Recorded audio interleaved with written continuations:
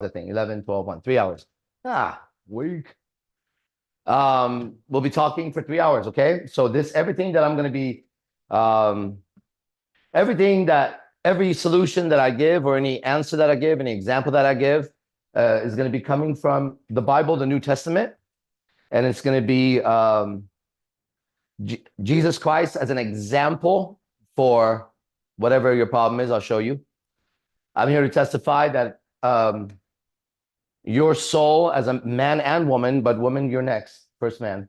Your soul as a man is trapped and you live in hell, right? No matter how much money you have, what you look like, and all that other stuff, okay?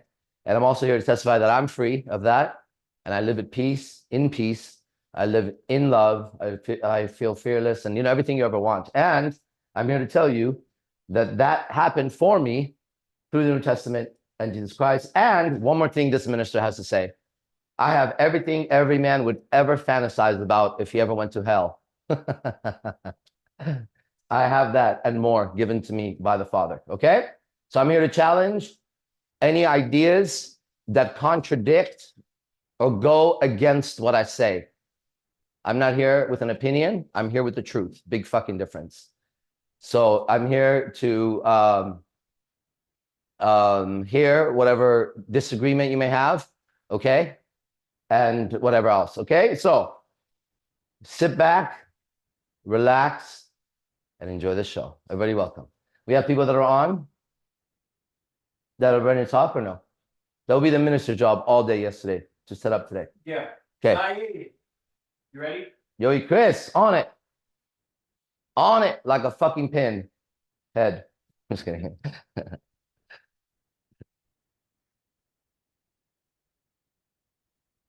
Feel it coming in the air. Okay, 1 second. Okay. Okay. What's up, brother? Is he speaking? It looks like he's speaking. It's talking. Well, we can't hear you, bro. Men and women can ask questions here. No children. Please don't bring children. This is not for children. Feel it coming in the air. You would expect a lot more haters to show up to discredit me after all that talk they did for fucking 16, 17 years. Here I am. Here I am, baby. Audio problem. Okay, audio problem. We're going to move on. Oh, yeah. Take off the jewelry. It's going to be here for a while.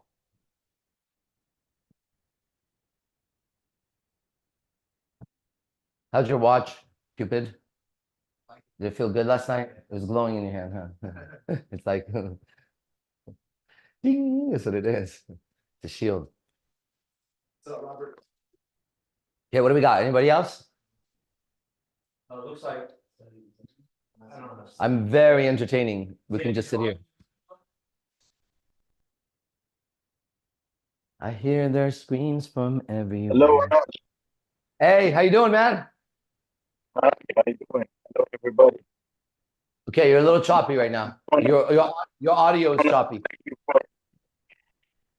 Your audio es tu audio es tu audio es el estático. Muy estático. Tu audio es muy estático. Por favor.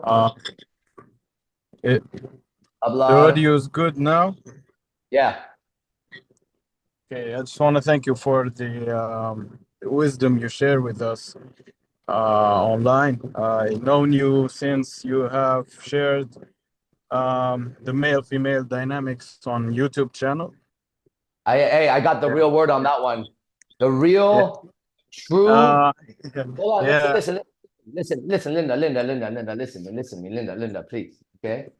The real truth of man and woman, because I've studied it all, bro, okay, is literally, like exactly, literally means exactly, and I don't say anything that's not exact, bro.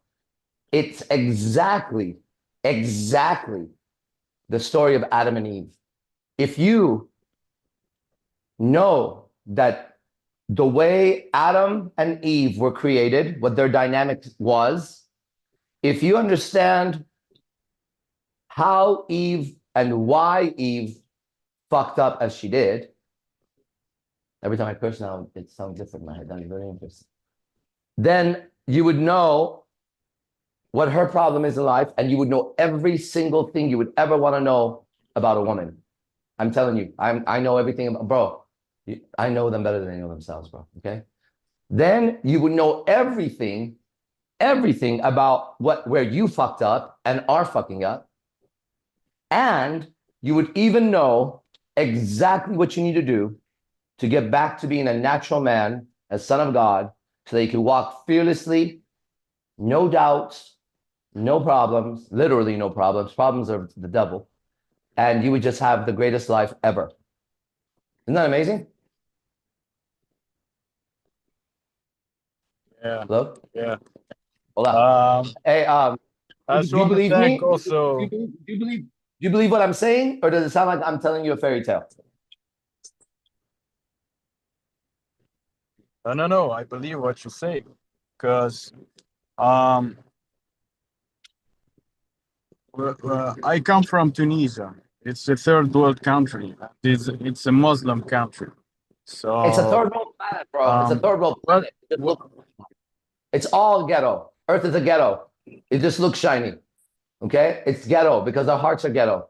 So it doesn't matter what kind of houses they live in. The whole thing is a third world country, a bunch of poor, slobbering, sniveling, lying, cheating, hypocritical, nasty, slimy. Go on. You get it? The whole planet is that, including all your friends and your relatives, mom and dad, and especially the last girl you had sex with or the next girl you're going to have sex with. She's despicable. She's a despicable me. All right? She's like a little minion. It's all in there. What's up? Okay, bro. I'm not letting you even say a word. Try it. Go again if you can. Try to talk. yeah. Try to ask a question if you can.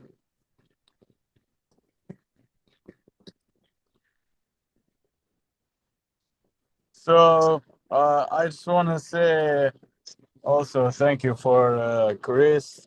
He's staying on my ass every day to join the daily classes. Chris. Okay.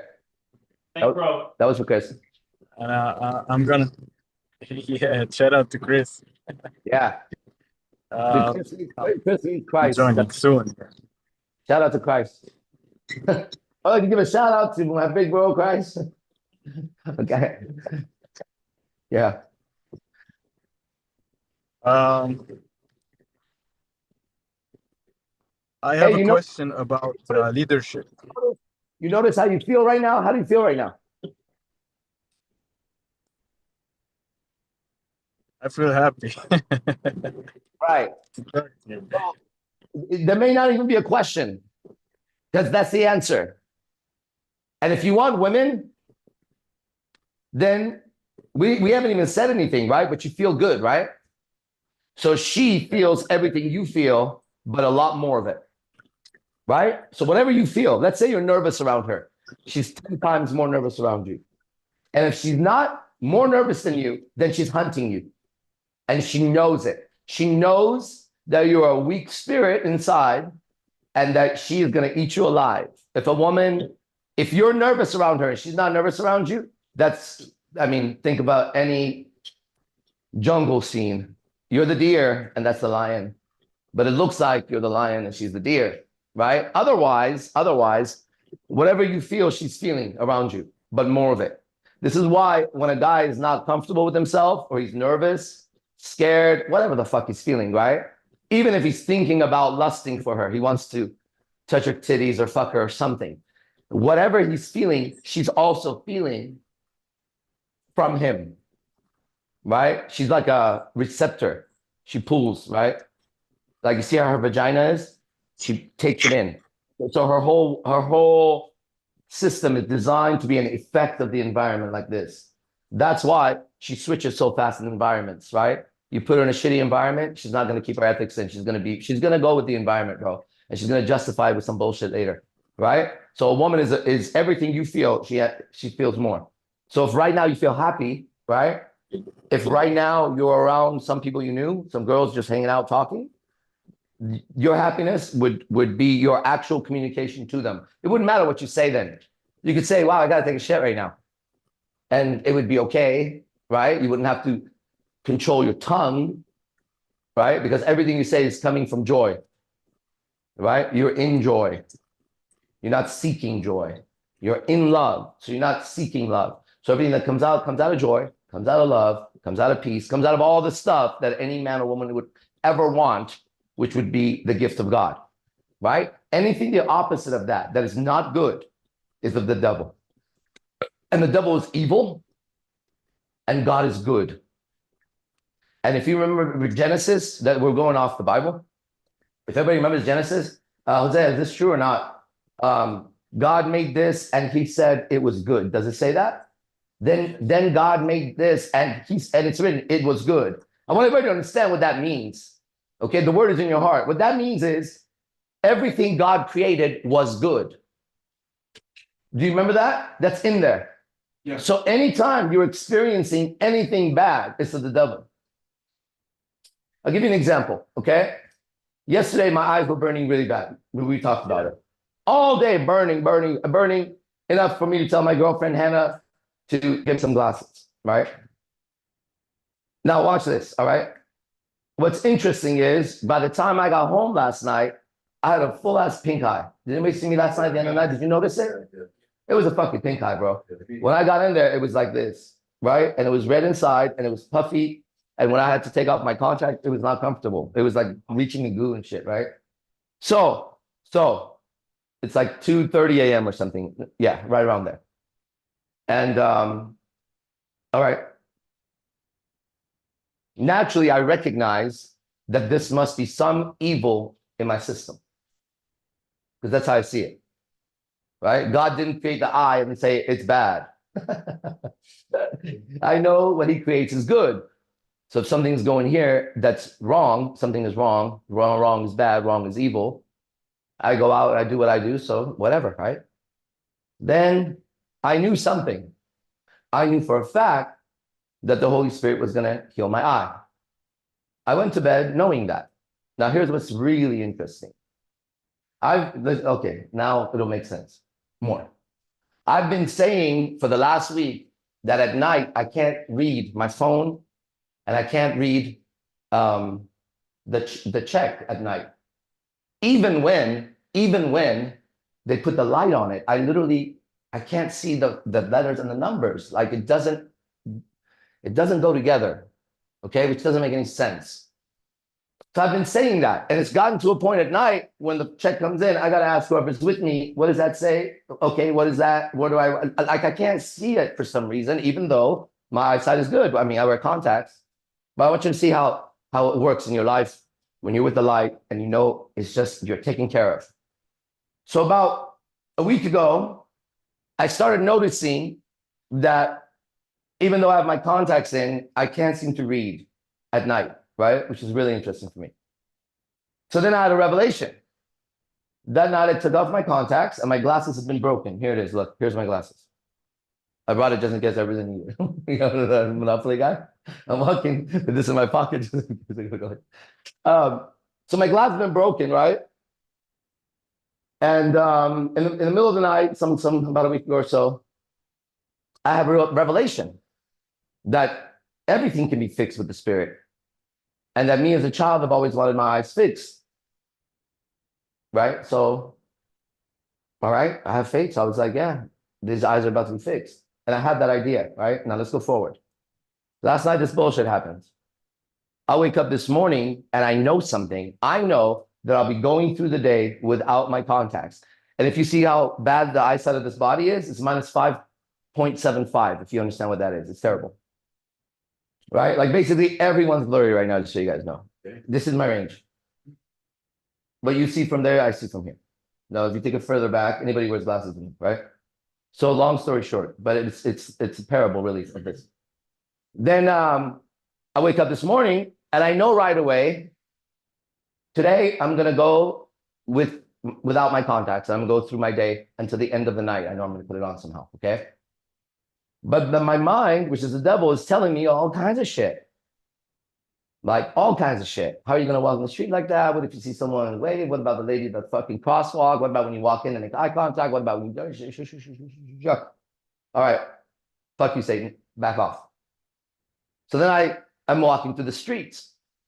And what happens at some point in this, like a 30-minute walk I forget that I don't have glasses because your eyes adjust, right? And so there I am just walking. And then suddenly I realize I need my glasses. And then I realize my eyes are blurry. But now check this out. Up until then, I didn't know my eyes were blurry, right? I was back in present time living, right? Then I remember my glasses. And then I realized my eyes are blurry. And then I realized the conversation I had last night about my eyesight with this random little demon stripper. The most evil one last night was the last one for the guy sitting. And she says to me, "Are those your real eyes?" I said, "Yes." "Do you mean these are contacts?" I said, "If you're asking these are contacts, these are contacts." She says, "Oh, do you need them?" I said, "Yeah." She goes, "What's your prescription?" I said, "It's minus 5.75. She goes, "Oh my God, you're blind." I said, "Yeah, pretty much." And then we have this conversation. And I tell her last night, a man of faith should be able to walk blind through the streets, right? So today, as my eyesight shifts and I realize that I haven't had my glasses, I recall that conversation. And then I ease into it, right? And now, why am I telling you this? Oh, yeah. The pink eye is gone, just so you know. I can wear my contacts now. I'm fine. So it's finished with no ointment, no bullshit. Now, I'm not saying don't go to the doctor. I'm just telling you what happens for me, right? And now the pink eye is gone. I get to live today in faith without using these eyeballs. Great. I get to get the new glasses because now these have been broken for about 2 months, right? And I didn't want to move on it. But this morning we got, so everything worked out exactly the way it should, right? And when you know that you're with God, then what looks like is a mistake, you know he doesn't make a mistake. You know that this is an opportunity or this is something for you that you need to face in your life that you haven't faced before using the Spirit. And you're going to have to go through your entire life making all the same living choices and quotes without your ego. And testing your faith and testing whether this is real or not. If you've known Arash Bazar for as long as you say you have, which seemed like a while, then you would know this person's desire, nice word, to prove the desire means to bring down from the throne. Okay, that's why your desires bring you down. This person's desire, literally, to prove that he's not crazy, that he's not hallucinating, that all that shit, right? So, anyways, that's all I have to say about that. What do you guys say about that? Back to you.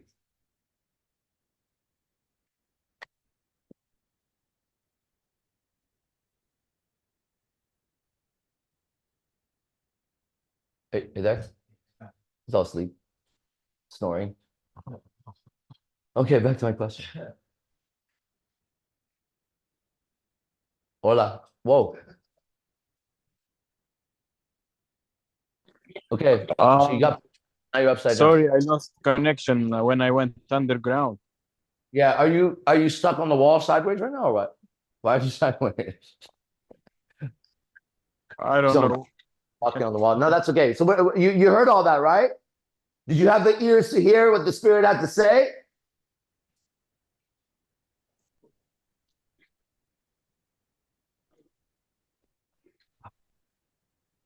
Okay. Okay, let's move on. We're gonna move on until you have better connection, bro. Next. Hey, Rome. But that was good, right? Everybody has to hear that. Rome, if you're ready, unmute camera. That was good. Okay, little bitch. Yeah, they can't even move. All Hey! right. Hey, What's what's up? What's up? It's been a while, man. I've been following you for a while, man. Hold on, brother. Let's do a screen, double screen here real quick. Yeah, don't mind the bus. I'm at work today, man. We are. Oh man, I'm tempted to reach for that little fucking glass to see you, but that's all right. What's going on? Yeah, I had a question, probably a few questions, but to start off, I'm wondering, do you actually believe that the characters in the Bible walk this earth? Like, do you really believe Brother, that they it's too exist? much bass. It's too much bass in your voice. Maybe it's your headphones. I could All right, hear you, but I can't understand you. let me let me pick these headphones. Yeah. This man is truly seeking. What's the So it sorry about brings out a that? different side this time. Oh, Yeah. one second. All right, can you hear me now? Yeah, way better. Okay, what's going on? Now loud Can and you hear me clear. now? Loud and clear, like a black woman. Loud and clear. Yeah. All right. Did you hear the question that I asked No, you? brother, I did not. Go ahead. I was wondering, do you believe that the characters in the Bible actually existed, like walk the earth? Okay, yeah, that's so interesting because I'm really starting to. Let me tell you what I do know, and I won't speak about what I don't know because that would be stupid, right? Here's what I Okay. do know. Here's what I do know that when in my own reality, like the way I live, I Yep. live, I live as if every word in that book is true. Now, since I took that on as a truth, I have everything that Jesus says you would have if you found the kingdom, right? So I don't Yep. have any proof. Now, if I was going to sit there and talk to a scientist about it who wanted to disprove me, I can guarantee you I have the tongue to whoop his ass. But I don't think that's necessary between you and I, okay? But I can tell you is this, brother. 100% I'll testify that in my world, in the way I view it, yes, everything it says is true, right? I can't prove that, but I don't need proof. I need evidence. And my evidence is two, I can tell you. One, there was people, when you understand the New Testament, these are the people around him that were talking about him, and they were all very consistent. Now, sure, they could all be liars and it could be a whole scam. I understand that, right? I've thought that many times in my life, right? That could be true. When I thought that, I didn't have the peace I have, okay? And I would read it and go, yeah, that's true, and I could use that. You know how people do that shit, right? But Right. at some point, however it happened, I honestly don't know how it happened, right? I just knew it was true. Okay? For me, it was true. Okay. And I saw that there is truly a good and an evil. That was like a big realization. And that anything even slightly off of good is evil. I wouldn't want my child to have one cancer cell available to activate. You get what I'm saying? I don't want Right. any of it in there. Okay, Right. good. And as you see how the world is set up, it's an illusion. It doesn't look like this at all. It's like the Matrix, right? This is not what it looks like. It's right in front of your eyes, but it's being misinterpreted by the storyline of you're a human being and a human being acts like this. That's a story. Okay? Right. So God and that's unnecessary. God in the Bible takes flesh, becomes man in Jesus. Okay? Okay. And he says, look, let me show you how to act as spirit in flesh. Right? Because that's what he did. He Okay. stayed in the whole time. He never retaliated against the physical, right? Okay. Never defended himself even when he could. He has all the power in the world, right? He's doing all, for me, this is real, right? So Right. it's not what he was here for, right? He was here to demonstrate to all of his followers, right? And that's clear that it was to his followers. Let those who have the ears to hear, hear it. So it's very clear that it's for people that are his followers. He came to show them what it would be like if God took flesh and lived in hell. To show them that the only way that could escape all the games Satan has created is to just respond the way Jesus responded. That's why they say Jesus is the way. Because I follow a lot of high-level prophets, you know, the Buddhas and all of them, right? Not all of them, all the ones that you and I would want to fucking know as a man to find out if they knew the truth. I went there my whole life, okay? Right. And they all, the levels they got me, and there's no doubt that Rosh Nibazar had some kind of something, right? It was when I followed exactly what Jesus said, without any intention of mine, by the way, which is another testament to this whole thing. Like, I keep saying I would be the last guy that would choose Jesus as the guy to come speak for. I could do way better with the Buddha, and I can't. I'm doing the best that I am. But I'm saying in my own planning and my own studies, the Bible was next to the Quran the least. But I grew up with the Quran, so I would even know more about that, just my own personal experience growing up in it, right? Okay. So this would be the last one that I would pick as the teacher of teachers, master of masters, Lord of lords, King of kings. But I do recognize him as that, because Rosh Nibazar has always been the #1 student of Batata, Ernie Reyes, Mystery, Manu. Manu said his best student was Ernie Reyes Jr. So, but he said Rosh Nibazar was his best friend, and I'll take that over that. Okay, so that was my teacher. Exactly. So in my own living of dealing with the world as I used to, it's been testified that I'm the greatest student they had, because I then followed the teacher. I did what Mystery said. I got the results of Mystery method. I did what Batata said. I got the first black belt. I did what Ernie Reyes said. So I became the guy under him who taught all of the teachers. I did all of what they said, right? So in the same spirit, suddenly I do what Jesus said. And immediately I have peace. Immediately I see where I'm wrong. And more than that, immediately I recognize a clear distinction. This is the most important thing, between right and wrong. And the moment I knew that, I'm done. Now I'm a righteous man. If I make a mistake, the Lord will correct me. It's called karma. And for a man like this, it's instantaneous. It's instant, because you can measure your own light. And when it dips, when you alter one word because you're a coward, even if you're trying to save your brother's feelings, you're a coward. You should tell him the truth, but not in painful words. Right. You know, the girls that I meet and date, if they're dancing and they're strippers, and I meet a lot of them, these guys will testify. I tell them, you're a whore and a slut. This is terrible. This is filthy. And I have that conversation, and it doesn't go wrong at all. It goes very right, because it's righteous.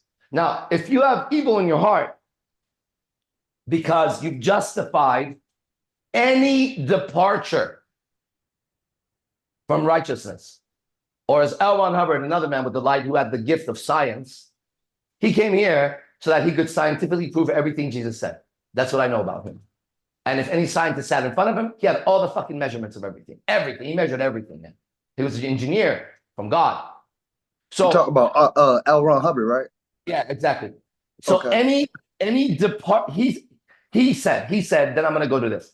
He said, any departure from rationality, which is pure reason, righteousness, any departure from rationality is an aberration. Aberration means when light is supposed to go from here to here, it goes boom. He said, any departure. Now, I know this, and these words fit me better because I'm a religious man, not a scientific man. And to a religious man, you would say, any movement off the righteous path, and he calls that the straight and narrow, so I understand why that is. Any movement, you're going to suffer. But when you're cleaned your system so much, you don't clean it. The Holy Spirit cleans it, okay? By just going through it, then you have the Holy Spirit. It's a thing. It's a spirit. During Jesus' time, spirits were a thing. I don't know why people don't look. The people that talk about demons and spirits are the evil demons in the Catholic Church, and everyone knows that shit. Those people are Satan themselves, straight up. The rituals, I mean, it's just fuck. Everyone knows they're the devil, without a doubt. Child molesting devils, okay, without a doubt. No one looks at the Pope and says that's Jesus. Everyone goes, that's the devil. Without every he fucking looks like the devil, right? You shouldn't look like that. You shouldn't look and walk like that as a man of God. I should see your glow. All And passengers definitely don't sit in a. must If you show have to their sit, fare authorization if you have ID to to sit, the operator. Your cooperation is appreciated. if you have to sit in a bulletproof glass to go through your own followers, you definitely don't know God. What? What? Right. Right? Right. So outside of that, all other I've been watching online, I don't know, that's my interaction with the world is through the YouTube of it, right? Hmm. All the other ones, when they use the word spirit, Holy Spirit, and demon, they're missing the point. Now, those fucking Catholics know a demon is a demon and a spirit is a spirit. Because they're actually the ones that have altered the language so that to keep cursing the world, right? So during Jesus' time, a demon is a demon, a spirit is a spirit. And when you read the Bible, he went around rebuking demons, taking them out of people, teaching his disciples how to do it. Why is that missed in this fucking thing? He was dealing, as he was walking through, he was doing stuff, and many times he's dealing with demons and showing how to deal with them. Okay? Well, if it's real and the words are real for me, now here we are. You're walking a righteous path. You know what's right and wrong. Okay? The moment you make a cowardly decision, boom, it means now you don't have faith anymore. You shouldn't have to alter what God created for you to be safe. You're a coward as a man. You're a bitch or a woman, right? I agree. You know, I know you know. I know you know. I agree. I'm putting words on what your heart knows. That's what I'm trying to show you. So the point is, if these characters were real, for one experiment, which is the wrong words for this, all of these words are incorrect, okay? But to communicate it, as an experiment, if today, for just 1 hour, even one moment, you said, this is true, something's gonna happen. And that's why it looks like a fantasy. That's why they make movies like Narnia, and they make all kinds of horror movies about demons and devils, right? And it's a brainwashing. You know what I mean? That motherfucker is hiding inside. And it comes in the form of thoughts and emotions. And it's in the Bible. I don't screenshot, but I'm always watching it on TV or something. And it's like, yes, he actually said that demon will give you spirit and emotions. You gotta get this shit. So if you ask me, are those characters real? My evidence, which science uses, science cannot prove anything. They have evidence for things. My evidence is my own life and the lives of these men and the world of miracles that I live in every day, right? That's my evidence that they're real. But I don't know because I wasn't there. And just like you, I'm reading the book. But in there, it says the word is in your heart, right? So this is very real to me. I live my life as if every word is true. And my life continues to give me fruits that are so much that I can't even begin to tell you how incredible it feels to be here. Isn't that nice? I feel you. I feel you. This is what you want. This is what you want. Can I just get your opinion on something? Yeah, for sure. All right, so like me growing up, I grew up with like a Christian grandmother and everything, and I wasn't like the biggest follower, but I really believe that Jesus died for our sins and all that. Like I really believed it in my heart and all that. As I grew older, I like kind of got out of that, got more into the mind and the self, and I've been sticking with that since. And like now I could be wrong, and also I've had things happen to me that people would consider miracles or whatever after I stopped believing or whatnot. But like I wonder what you think about me having the perception that my life been better since I stopped believing, if you know what I mean. Yeah, I know exactly what you mean. I don't believe you. That's the thing. I don't believe that your life is better because I would have. I think that you can measure things like maybe money or girlfriends or who knows what. Okay. But the kingdom of heaven is within, and I'm not saying you're lying to me. I'm just saying at the moment, myself and the other men here, because I see them nodding behind the camera, we as men are not yet convinced that it's been a better life since you've been doing that. Are you convinced that you're now have what you want in life after doing that? Are you okay? I wouldn't say have what I want. I would say emotionally more stable and like more happier without the physical things. You know, like when I was a believer, I probably counted on physical things more to make me happier. Right. Now it's just like I appreciate and accept everything, you know, and the things that makes me angry or emotional, I kind of tend to just let go. You know, I'm Aquarius like you, so you know, we literally like probably like the same person. But I tend to like let go when I shouldn't hold on to it. Like when I know it's too emotional for me and it'll take me to a place I don't want to go, I just stop caring about it. You know, like I just let it go. Right. Yeah, I have no doubt that you know what the right way is. I have no doubt the light has been in you and it's being distracted by those other things, right? So you have enough Right. light to continue to be on the path and know it, and that's why you're here. You see, the reality is that if all that was working, you wouldn't be there. You would be also speaking somewhere about the peace and love and that you found, right? And because personally, I just don't have any questions that anybody could answer. I mean, technical questions for sure, like where's the plug or whatever. How do you turn on the car or something? But there's no questions internally about life when you understand what God is and what truth is, right? There's one Right. God, one truth, and that is going to make a lot, because right now you have, okay, listen, last night with the top ministers, we were watching something on YouTube, and it's the author of Narnia. You know the show Narnia, the books. Yeah, I'm familiar with So it. his name is C.S. Lewis, okay, and online you can find the letters that C.S. Lewis wrote to his friend. Letters he wrote to his friend.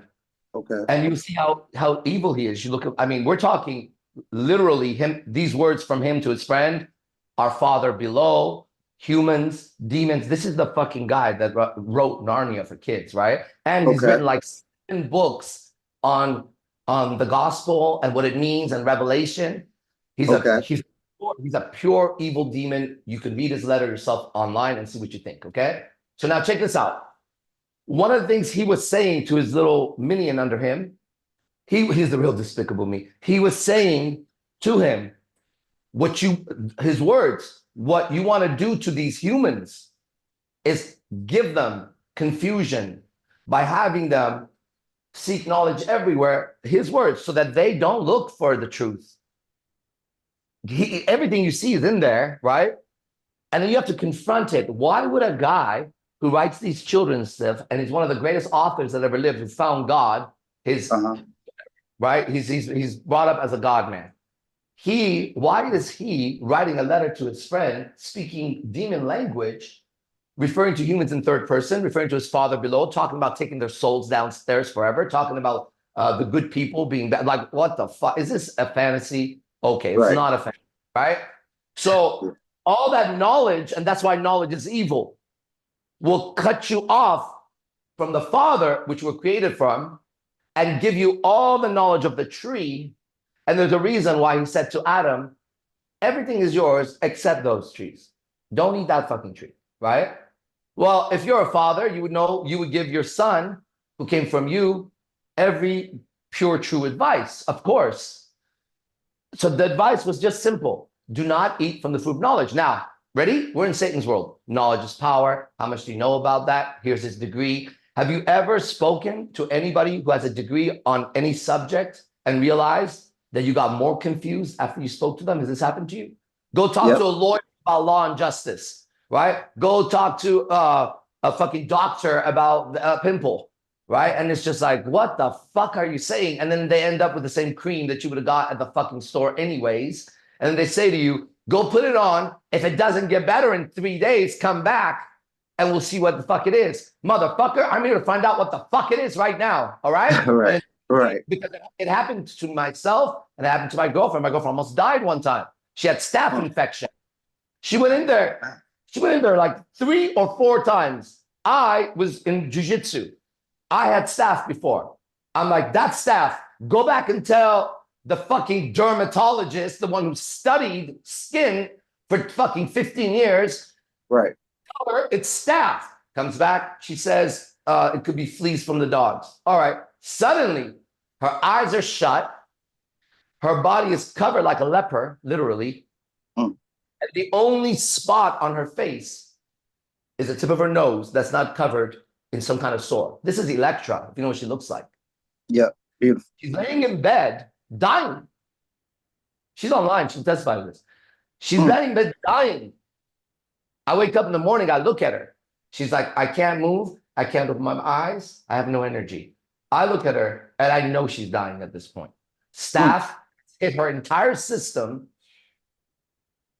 where I remember kissing the tip of her nose, because that was the only place there was no sore on her body. She looks like an angel right now. No, by the way, you should know, staph infection scars the body. You should know that. And I want you to know, the only spot on her was this. When she would go out, Electra would wear big glasses, wear one of those hijabs like this, literally like Muslims, go full sleeve. And sometimes when she was shopping, somebody would see her arm. She looked like a leper, bro. Okay? She looked like her flesh was being eaten by staph. Ambu? Fuck are you? So anyways, that moment is key. Because I looked at her and I said, listen, if you're going to heal, it's going to be you and I. Now, I don't know why I'm saying these words. Well, this is so many years ago. It was like 15 years ago. And I said, this is going to heal now, and you're going to have to listen to me. Okay? And I don't even know what the fuck I said to her, to be honest. I do know within 1 week, everything was gone, and you would never know she had staph, right? And so, okay, why I'm telling you that is, if you want to get really confused, go find a person who studied the subject you're interested in and go ask them about it. You're going to come back with 1 trillion more questions and no answer. Not one answer that fits. You understand? That's the trick. Now, you know a lot, so you could go bullshit about it with another bullshitter. 2 bullshitters, they're not saying shit. Because when the truth hits, it hits like this. Everybody. Yeah, you good, Mr. James? Okay? Yeah, I'm listening, Ross. My bad. No, that's it. I mean, that was what I had to say. What do you think about that? That sounds pretty accurate. I would say,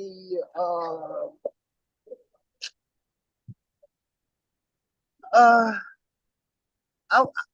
honestly, like, I don't know, man. I'm so deep into Shit. like my ways. I'm so deep into shit is the right words, because I'm going to tell you something. Hold on. Do you see how long it's taken for you to answer? Let me rewind for you, and I want you to hear this. Ready? Just hear what happened. I go, what do you think about this? Here's you. It's pretty accurate. What I would say, bro. Hello? Yeah, I'm listening. No, but I'm saying all that lag before you spoke is all that information you have to go through your head just to get out a pure answer. You are deep in shit, far down in shit. And the problem is you think you're okay, and you're not okay. You're suffering like everybody else, bro. You know who's next? Drake. Right. Drake is going down like the little bitch that he is. Next. You'll see it next. They're saving Jay-Z for last. You can tell the level of the demon by the success they have and the show off they do. A man of God doesn't show off. A demon shows off. Right. You understand? A demon gets up and be a star because he never looked up at the sky to know what that word means. He's a starburst candy bar. He's a wax artificial flavoring. And the next one after him is a strawberry flavor. Then the next one after him is a yellow flavor. And some people like the strawberry fucking wrapper. Some people like the yellow wrapper. Some people like the fucking green ones, and they hate the purple ones or whatever the fuck it is. That's the world of the artist right now, the celebrity. There is no star but the one up in the sky. And that's the end of any star there ever was. It never describes man. Their words are wrong, and that's why you're suffering, bro. And you have the light. That's why you're here. For you, the next step is stop thinking, because it's got you nowhere. It's got you nowhere. You know, as a man, you don't have a woman under you. And when I say that, that's a commandment of God in the book. Why do men fail with women when they work so hard with Satan to get her? And why is it when they get her, but he gets them? Their soul is downstairs after that. Every woman of God should have everything any man ever wants. End of story. Don't tell me about your God or your knowledge unless you could sit in front of me in a better condition. I used to say in the old life, don't ask a poor man how to make money. Don't ask a fat man how to lose weight. Don't ask a person without relationships how to be in a relationship. Now I'm telling you this. Don't believe a man without peace and love, strength and courage. Those words, strength and courage, they're small, but they have to be communicated, okay? Because once one has peace, one has love, one has truth, all those words are below that. They're for people who don't have peace. They have courage, right? But they don't have love, they have to have courage. When you have love, you act out of love. And everybody knows people that love, they have courage. They'll stand up for a flag. They'll give their body for a flag. Right. When they're righteous, they'll do that. Now, when Satan tells them this, you are a patriot, stand up for that flag, that person's evil. Go. That is still Satan's game. No man of God pickets like this. Hides his face. Who hides his face? Who goes out and asks, Black Lives Matter, that Antifa, that devil, why are you hiding your face, you faggot? Right. Right? Man of God, you want goodness? Walk in the fucking street. Hey, why are you putting things to flame and fire around you? You're trying to create hell. The hell they're in. Racist motherfuckers. It's not all right. Arash, I got last thing, Arash, and I'm gonna let you get on to. I know other people got questions. Right on. So this was my whole thing about like heaven, hell, now maybe I'm thinking too much about this, but I'm thinking like, okay, if I die and I'm supposed to be experiencing heaven or hell, like, am I conscious to, like, do I know that's me in heaven or hell, or am I, if that's the case, am I alive because I know that's me? You know what I mean, Ross? You know. Exactly. Listen, let's start with what we know. Let's not go where we don't know, because what we don't know, we don't know. And we don't want the tree of knowledge. It's either revealed or it isn't to us, right? If we're supposed to know it. So let's go with what we know right now. Okay. What's already revealed to us is this. Let's say, hold on. Let's say outside of yourself, for a second, you and I are going to sit next to Jesus, and we're going to look. You're not in this mix right now. You're going to look at every man you know, every man and every woman you know. So Jesus, big bro, says, bro, look down at everyone you know right now. You don't have to think about it. Just look down. So you look at them, right? And then he says to you, is that man, if the kingdom of heaven is within, because he's very clear, it's within, he says.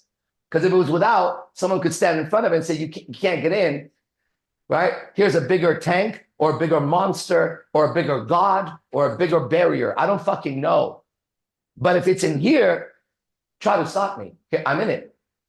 And you go, is heaven real? Is hell real? So Jesus says to you, look, Look at your fellow man, right? Look in his heart and look at his experience when he goes home at night, that guy. Watch how he wakes up, read his thoughts and his heart. Watch how he talks to his girl and what he's really thinking, right? And he takes the guy through his day, about his work, his day. And he asks you, he says, is that man in hell or in heaven if the kingdom of heaven is within? Take a look at your own people. I don't know, you know. Would you say that they're in heaven or in hell if the kingdom of heaven is within? Look within them. What would you say? For them, hell. For me, I'm at peace. Honestly, I got a lot going on in my life, and I still find peace. You know, I'm like at a different mode. I feel now, maybe I could be wrong, but I feel like I'm at a higher emotional level than most people I know. You know what I mean? That's right. You are at a higher emotional level. And that's not good at all. Okay. You know what I mean? You're a man. Jesus was not at a higher emotional level. He was in peace. In peace, emotions aren't the same anymore at all. That's what I kind of mean. Like I don't react like most people. Well, I won't say like most people. I don't react like how I used to. You know, like certain words and certain things people used to What about get your do. heart? What about your hearts? Don't worry about how you change words. My Clean the heart is inside up, not the outside, he said. Both. So I know your outside is clean because it's refined. What about your heart? Are you ready? Okay, remember how you were sitting next to Jesus? And back to it. Now I'm gonna look at you and I'm gonna ask you some questions. Okay. So now you're with your family, and I'm gonna do an interview on you. And I want to ask you, but you got to be honest and true. And you don't have to answer anything. You could just be like, yeah, I don't want to answer. Okay. So let me ask you a question. Are you lustful towards women? Do you look at them and sex is what you want from them more than anything else? Be honest now. more than anything else. I would say I Yes. want love more than. When you talk to her, if you're going to keep talking to her, it would have to equal to sex for this to be a successful interaction. And if it doesn't, then it's not worth anything. It's time to move on. And if we move on and I do get sex, now I have to keep getting sex from her and her to nobody else. And now, okay, let's that happen. Now she's my girl. Now I got to take care of her. And I got to make sure, okay, this can keep going. This numbers will go on forever, right? Do you have any of those thoughts or feelings? Yeah, for sure. I won't be with a girl if I'm not having sex with her. That's for sure. Right. So when you are around a woman, do you notice how your thoughts and emotions give you strategies to get her into bed so you could fuck her? Have you noticed that? Yeah, you taught me that. Yeah. I taught you that. Great.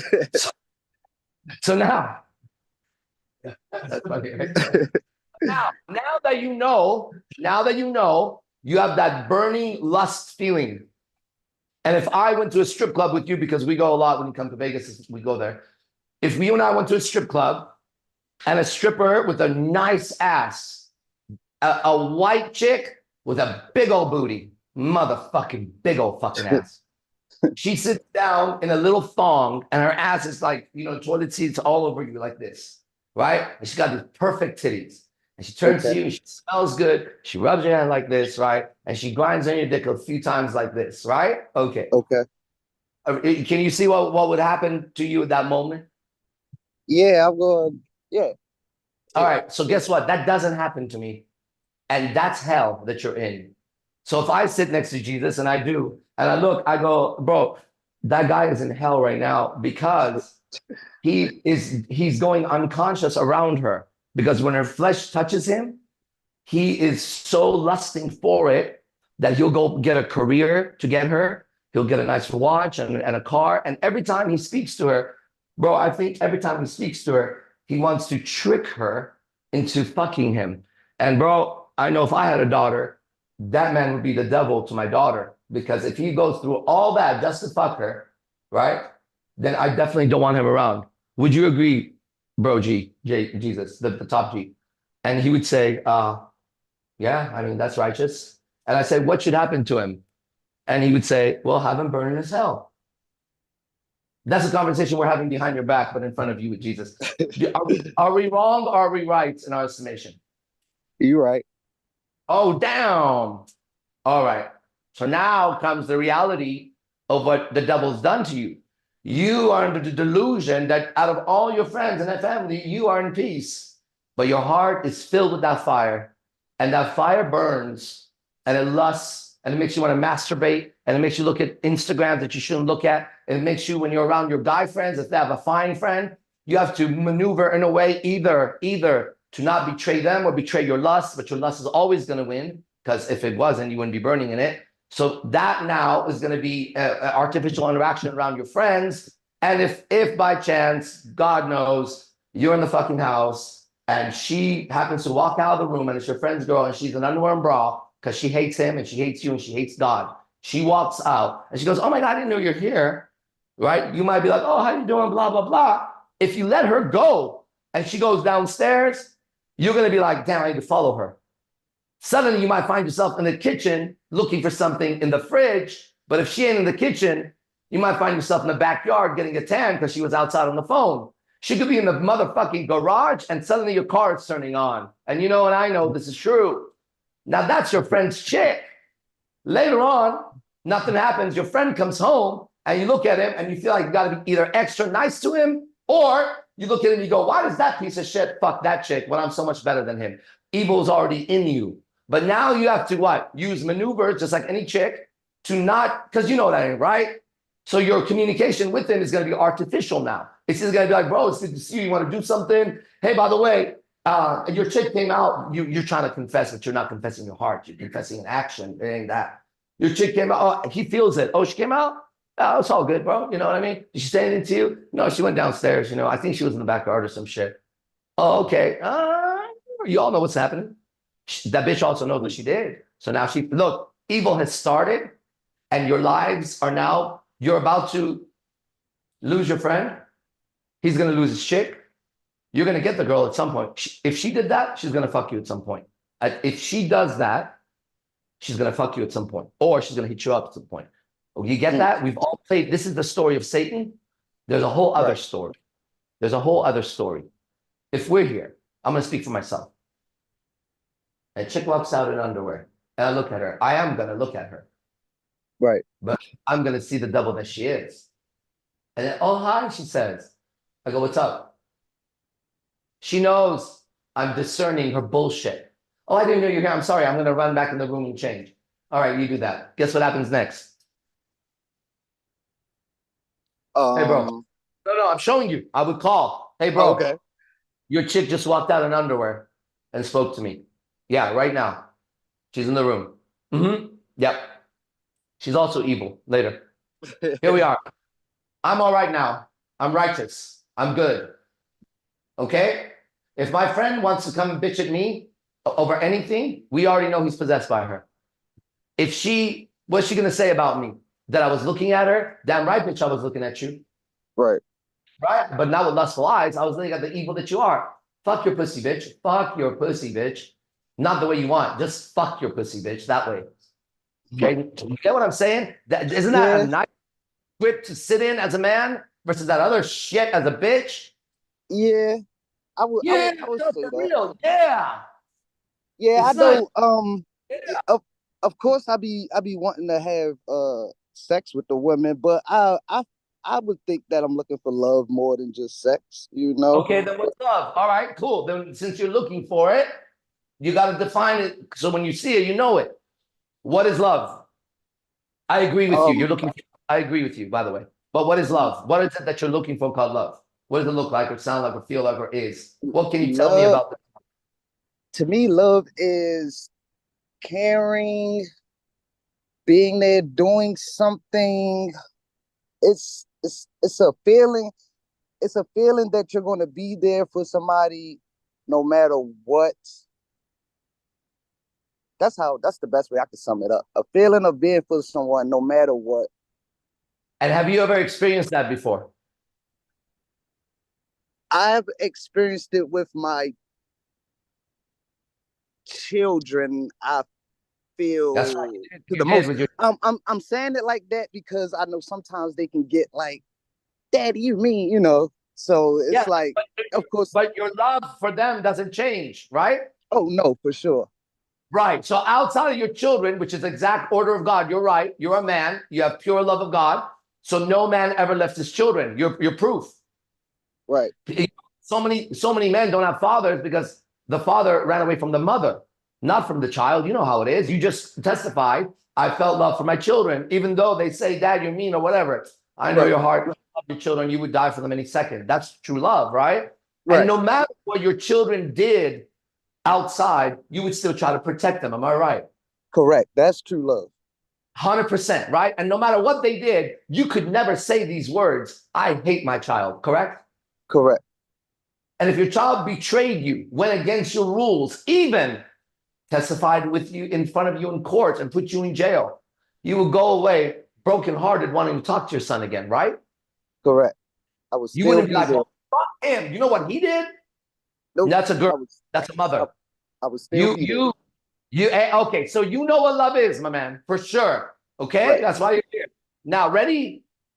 But you're not seeking that with your child because we're talking about love of a woman right now. So what I'm asking you is, have you felt that love either for a woman or from a woman so far in your life? I felt it for a woman, never Beautiful. never from a woman. Okay, and now, when you guys broke up, I assume you broke up, right? Because I felt it. Right, 15 times. Correct. right. And how do you feel about her now? I would still be there for her if she needed me. I would hope that her ways would be changed for us to be back together. But of course, if she needed me, I would be there. But I'm not like going out my way to try to make her Of fall course in love not. with me. But do you love her still the way you loved her? Correct. Correct. So you have love for her. You see that? Correct. Where is she at? Don't know. Exactly.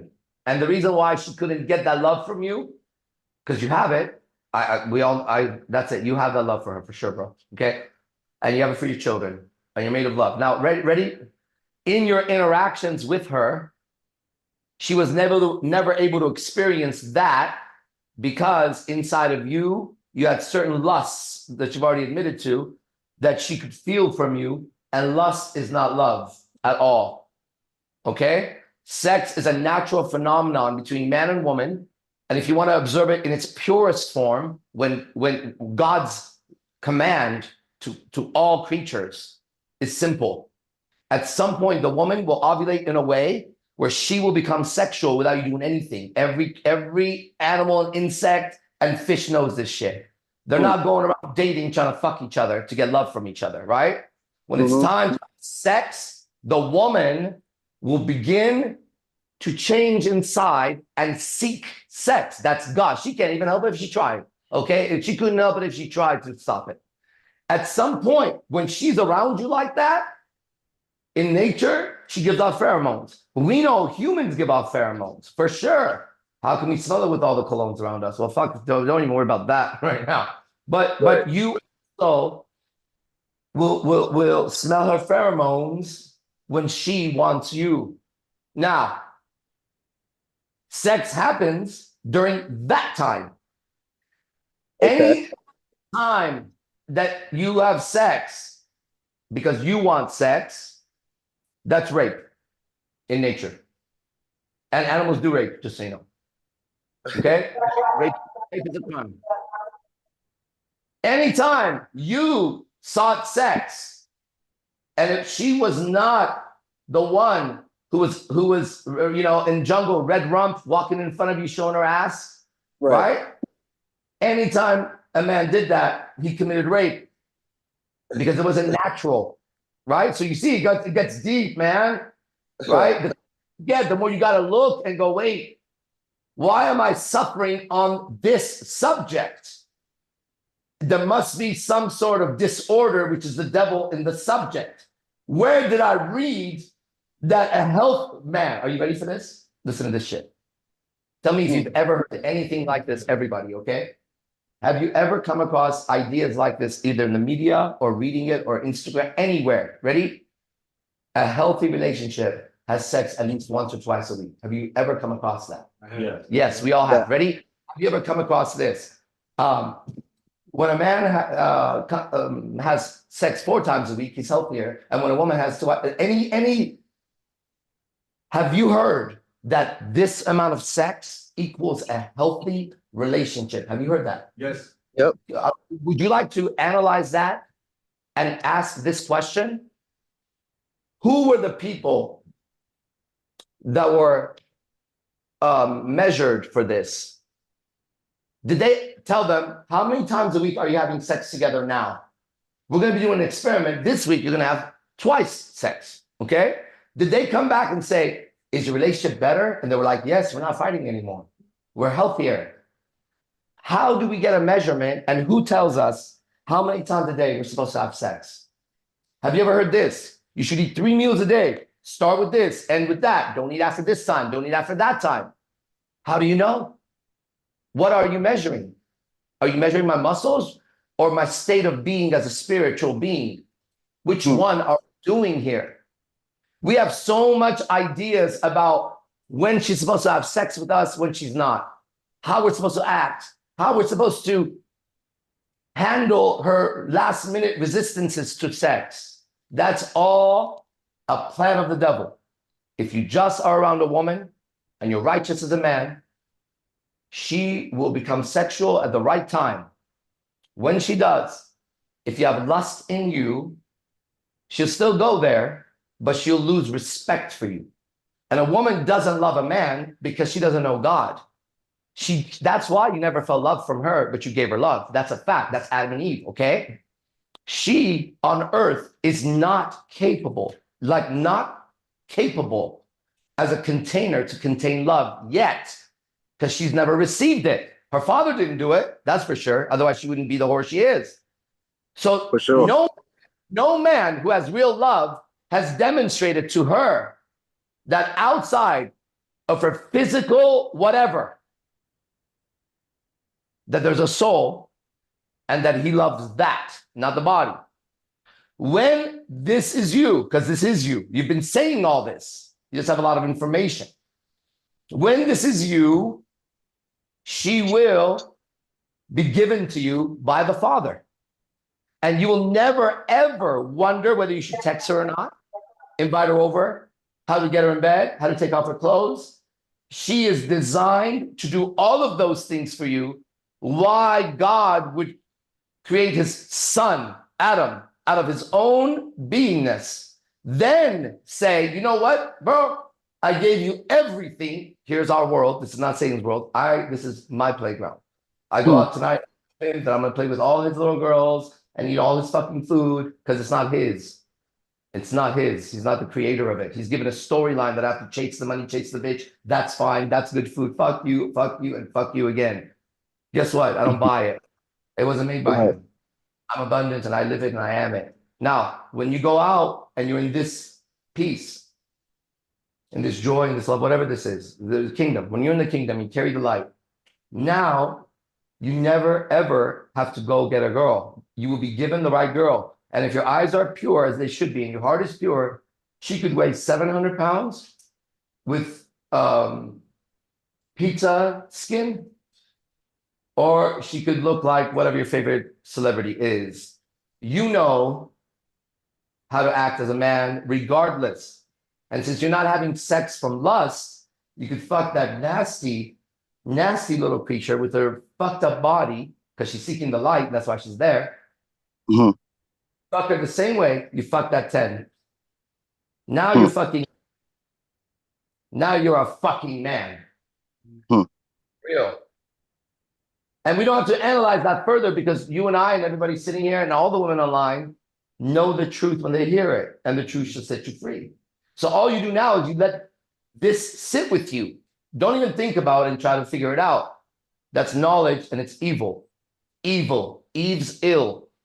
Eve's disease was she ate the apple. Adam's disease, he listened to her. Every bitch will preach that she knows God, she's in peace, just like you did. She'll tell you all about God. You got to come see this conversation I have with them. It's so fun, bro.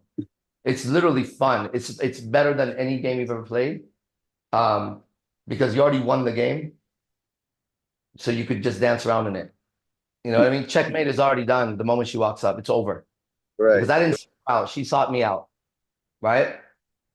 And when a dancer, a stripper dances on me, it's for her, and she knows it. And these guys can testify. There's a language for that. I don't want nothing from a girl. Nothing. I don't want cooking. I don't want cleaning. I don't want fucking. I don't want affection. I don't want a hug. I don't want a compliment. Take it and thank you. Hey, I appreciate it. Thank you very much. Okay? Her love turns into hate like that. Her admiration turns into jealousy like that. Her happiness turns into sadness like that. She's an emotion, right? I'm not. So then you're gonna have, look, everything you've ever desired. It's not when it's a desire, it's bringing you down from the throne. But everything you've ever known should be yours, which is actually what it is. Then just give up control and let's see what happens. And that's going to be the hardest thing to do. And that's why you have to be a sheep to follow this shepherd. Because if you think you know, then you can't be sheep. Sheep don't know shit. They just follow the shepherd. And they're protected by the sheepdogs and the shepherd. So make sure it's the right shepherd. Because some shepherd will lead you somewhere where you're eating ashes and they're coloring it. And all they want to do is fatten you up to slaughter you and laugh at you, which is the word laughter is the word slaughter. Angels laugh, demons slaughter. And whenever someone laughs at someone's misery, that's a demon in them. Their laughter is at a slaughter. That's how you know. Angels, good people, never laugh at someone's misfortune unless they've been given the righteousness and they see how that person is squirming the demon and choosing the wrong choice. Motherfucker, enjoy your show. Go ahead, bro. I'm going to laugh at you. I have no sympathy for you. I'm a man just like you. You know what's right. You did the wrong thing. We're not friends. Not like that. Not like that. I'm open to you being here. I am not going over there, bro. I have no sympathy for you. I have no help for you. I don't have a dollar for you. I don't have a roof for you. I don't until you repent. Then I have everything for you. All my money is for you. My roof is for you. My friends are for you. My food is for you. My fists are for you. Everything is for you. But not if you serve another God. And your heart is not pure. I don't care what you say with your words. And the purity of your heart is demonstrated the moment you sit in front of someone and speak. Because Jesus said, it's not what goes in the mouth that defiles the soul or the body, because what goes in the mouth will come out of the body at some point. At some point, everything that goes in either is burned in energy, comes out in your shit, your piss, your sweat, your tears, your fucking saliva, somewhere that thing goes away. But he said what comes out of the mouth will defile the spirit. And he said, because what comes out of the mouth comes out of the heart. Right? So don't nobody got to tell me what I can put in my mouth. Okay? And don't nobody need to correct me about what comes out of my mouth, because the Father will correct me immediately with a hell visible to me by shrinking in size and not being able to face the world in total no words. Peace that passes all understanding. That's why. What am I supposed to say? How I feel. I feel natural. I feel like Adam without eating the apple. Fuck you, Eve. If you're going to follow me, don't eat the apple. If you're going to eat the apple, congratulations. Get the fuck out of here. That's the only way you deal with women. So you still love your ex, which is great. You never lose love for her. You have to forgive her. You still have, you don't really, you have love, but you also have anger and resentment towards her because you're still trying to get her back. Don't try to get her. No, I'm not. Said she would come to her senses and come back. That's what you said. But I'm not trying. If those are actions. Your heart wants her back. You're being judged on your heart. Remember Anubis in Greek mythology? He would measure with a feather. There's a scale, Libra, right? The proper way for the scale is you put the person's heart on it. Heart. And then you put a feather. And if it fucking tips, it's evil. That's the communication of how clean your heart has to be. And that was testified by this. Sultan yesterday, when he said something dropped, I said, how do you feel? It said like a feather. That's what he meant. If he had the language, he would say like the Libra scales and the feathers put on there and my heart is balanced. Then we would have understood it. Isn't that amazing? Because Yeah, that's that the makes sense. language to speak about this. You have to speak biblically about gods, demons, angels, devils, and monsters to be able to see this world. The other language they gave you is a slave language or babbling on, Babylon. Keep talking and not saying shit. Woo! I feel you. All right, brother. Thank you. Ross, I appreciate you, man. You the man. I'm still on, and I'm gonna be joining much more. Hey, this is the man. The word is in here. Okay? All Yes, right. sir. But I do All right. represent it. You're right. Okay, good. Next. Have Ezekiel. Ooh. Hey, what's up? Is- I think you spoke with me. I did. The name didn't ring last. Can you guys hear me? I can't see you yet, though. Give me a sec. Yeah, I'm on my PC. I don't have a camera. You're on your PC. Okay, 1 second. Okay.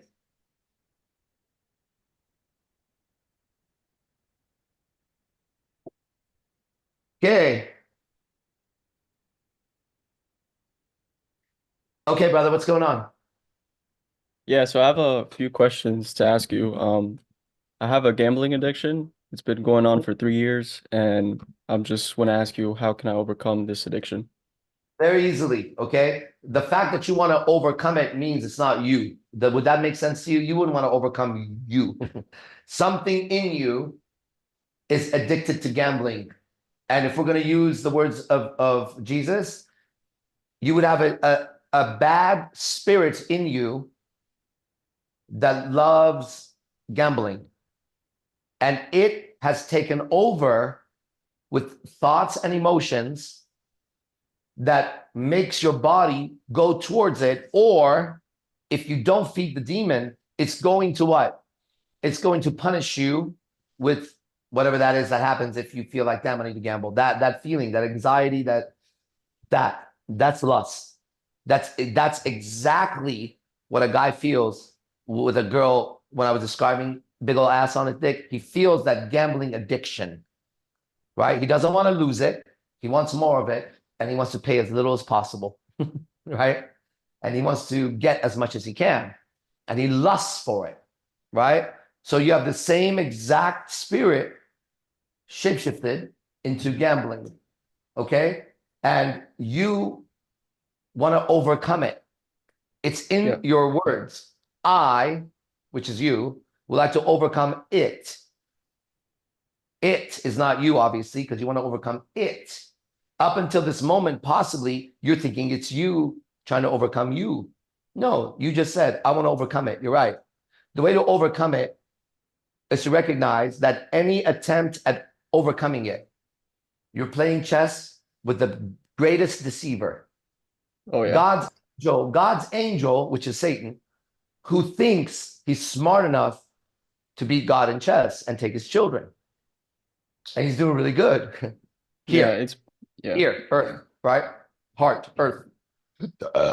Because earth is dark right now. It's polluted. It's dying. But earth is an anagram for heart or hearth. The word heart is not complete. It's hearth. When you say that, it has a warmth to it, right? There's a heat in the heart. So it's either going to be the heat of passion, the heat of lust, the heat of passion, lust, heat of anger, the heat of jealousy, the heat of envy, the heat of revenge, the heat of success. It's a certain heat. So that heat is either that or it's the warmth that one feels when one is in a safe house with a perfect temperature, completely safe, warm and comfortable, knowing they never have to worry about anything. That's the heart of a pure man. Around him, you feel peace because nothing bad will happen to you around him. Things will happen around him that are bad. They're happening all the time. They're just disguised. That conversation is evil. That donut eating is evil. That hamburger is evil. That music is evil. That outfit is evil. You go, man, rah, rah, if you're a man of God, then you're going to have to know. You're misunderstanding. It's evil because it's coming from an impure heart. The person dressing like that, at the end of their mind, has something they want to take from someone in a way that they wouldn't want to know their plan. That's an evil outfit. That hamburger, as the person's eating it, they're unconscious. They'll catch up. Their mouth, it's filled with 3 fries, a hamburger, some salad, and a Coke and a shake. And it's spilling on the side like a fucking animal. And they're looking around afterwards for the next thing. Like, what the fuck, bro? That is evil because the person is actually not eating. They're getting lost in it. And anytime you're not in present time and you're somewhere else, you're unconscious. Yeah, I know that feeling. When I gamble, I get this sense of like comfort. The demon is comforted because later you pay with your soul. When it's all done and you're alone, you go, fuck. You have to look at your bank account or what happened or think about the next gamble. That is you, that one. The one who then suffers in his soul for the joy that the demon got. So all you have to do is observe, because that's the light of consciousness, right? When you begin to observe and not try to stop it, but become conscious during the moments that you normally go unconscious, you begin to see the demon, the actual demon defined as an actual bad spirit inside of you. I'm not meaning it in some kind of a metaphoric term. I'm meaning it in the terms that Jesus goes around and removes demons out of people. After they leave, the person heals, the demon goes and dies somewhere. That kind of thing, okay? You don't have a strategy to fight it. I don't have a strategy to fight it. But that fight is not for you and I. That's for the angels. And they're there for sure. This man, bro, I'm going to tell you because there's no reason for this tongue to be held. This man experiences every single night angels coming to him and fixing him. And I've been experiencing it as a Rosh Divazar. I would tell them, they know, but now I see them. I saw them last night. I see them every night. They come, they go through my day, they take a passage or something, and I go through the exact same thing I went through, and all the points that I may have been a little bit off, they show me the passage, and I relive that moment again. And I also can testify as a Rosh Divazar that I would know you can go back in time and fix your fucking past. But I was doing it. So I would be doing it out of my own desire, which would be desiring me as Satan. But when you sit back and you let God do it, God's in control. I have no fucking control. Good. And you sit in righteousness, then they will do it. And you see the difference between you doing it and them doing it. When they're doing it, it's like you're being operated on. You know how people think aliens fucking kidnap them? All right, well, it's either a bad demon or a good spirit. It's something. It's something, okay? And you're not supposed to be able to see them with these eyes. You understand? It's in that book over and over and over and over and over. The spiritual battle. It's not, what is spiritual, right? Here's physical, there is spiritual. That's why science is evil. If you can't see it with your eyes and measure, motherfucker, I've seen Chris Angel go on top of the fucking Luxor here and float to the top like a fucking Jesus with his arms like this. Have you guys seen that? Yeah. Looking like a fucking devil himself. Not because he's dressed in black, but because look at him and you see that that's a woman wanting to be worshipped. When I saw him, I didn't see God. I saw a man with power I wanted and lusted for. Okay, so you don't pray? Yes, I pray. I'm in prayer all the time, actually. Is it like a meditation or like a prayer? Well, meditation is prayer in those terms and symbols for the people of East through Oriental tradition, right? Because their masters testify exactly as Jesus does. How funny you said that. Look, this is Yogananda, right? Okay, let me do this real fast. I just got to send something real fast. Oops. All right, done. It's circling. It's thinking. Machines don't think. Don't say it's thinking. It's not.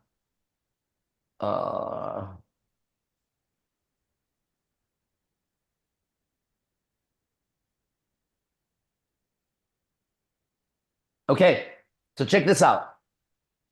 The battle is not yours. Okay? And it's testified in there. He says, I came and I washed your sins. All right? Then he says, when I leave, I'm going to give you this thing called the Holy Spirit. It's a spirit. That's why he calls it the Holy Spirit, because you have bad spirits in you. And he said, this Holy Spirit is going to be in you. And it's going to show you the truth. And the truth shall set you free. Then he says, you can do all the things I can do, even greater. But one thing you're not is a magician. You never have to prove God's power, ever. And you hear the devil in, bro, when you live in miracles and revelations, like I'll prophesy, I'll say this is going to happen, that, and it happens, right? Then there's this voice in you that constantly, in the beginning, it's now like, I know the voice, so I don't listen, okay? You start differentiating. That gambling voice is not you. So you hear it. It's like a crazy roommate, right? It's a demon in there. Now, I want to tell you something about demons that, again, you guys can look up. I'm going to tell you exactly what it is right now. Yeah, it's a very powerful demon. Hold on. One second.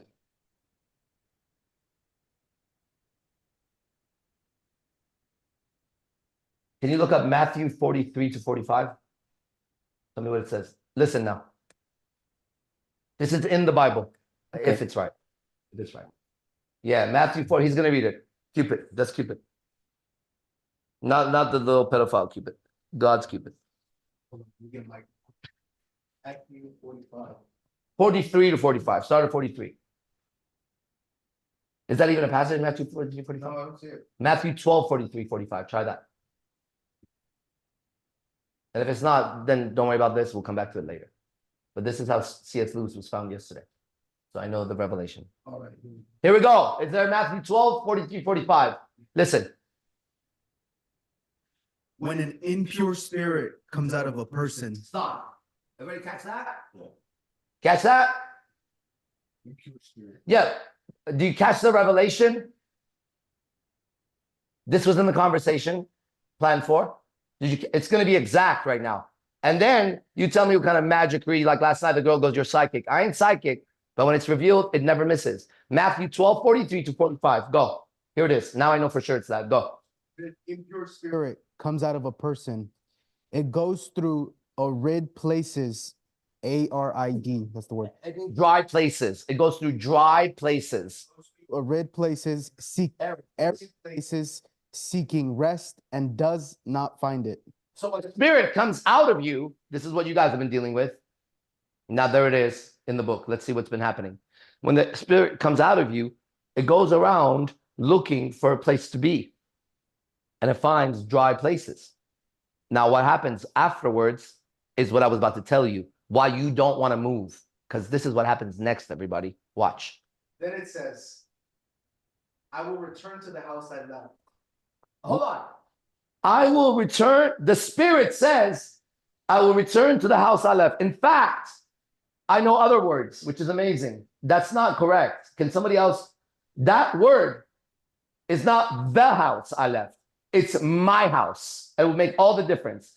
The demon, then find that again in another format. Matthew 43, 12, 43. On my other right here, it says, then he said, oh, Listen, watch. The word is in your heart. Watch. That was the incorrect word. He doesn't go back to the house he came. That won't do it. The demon goes back to his house. That's the wording. Let's see what it says. Hold on. Let's listen. Want to read it? Oh. Yeah, read it. Okay. Then he said, I will return into my house from. Hold on, slow down. It's Okay. what? I will return into my house. My house. The demon that was pulled out says, I will return to my house. Now, he could be talking about hell, but he ain't. Watch, you'll see. Then what happens? from Whence I came out. From whence I came out. So the demon goes out looking for places, can't find it. He says, I'm going to return to my house from where I came out. Those are the words, correct. Keep going.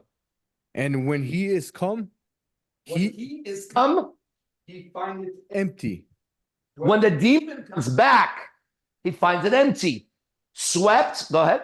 and garnished. Swept and garnished. That's a house that when you come back was dirty, is now swept and looking good. Garnish the food, make it look nice. Then what happens? Then goeth he Then he goeth he, and taketh with himself 7 other spirits more wicked than himself. Then, when he finds the house clean, because you have the lights, he comes back with 7 other spirits, more wicked than himself. Then what happens? And they enter in and dwell there. Then they enter in and dwell in. Now, you got rid of 1, he comes back with 7 more wicked. Go ahead. And the last state of that man is worse than the first.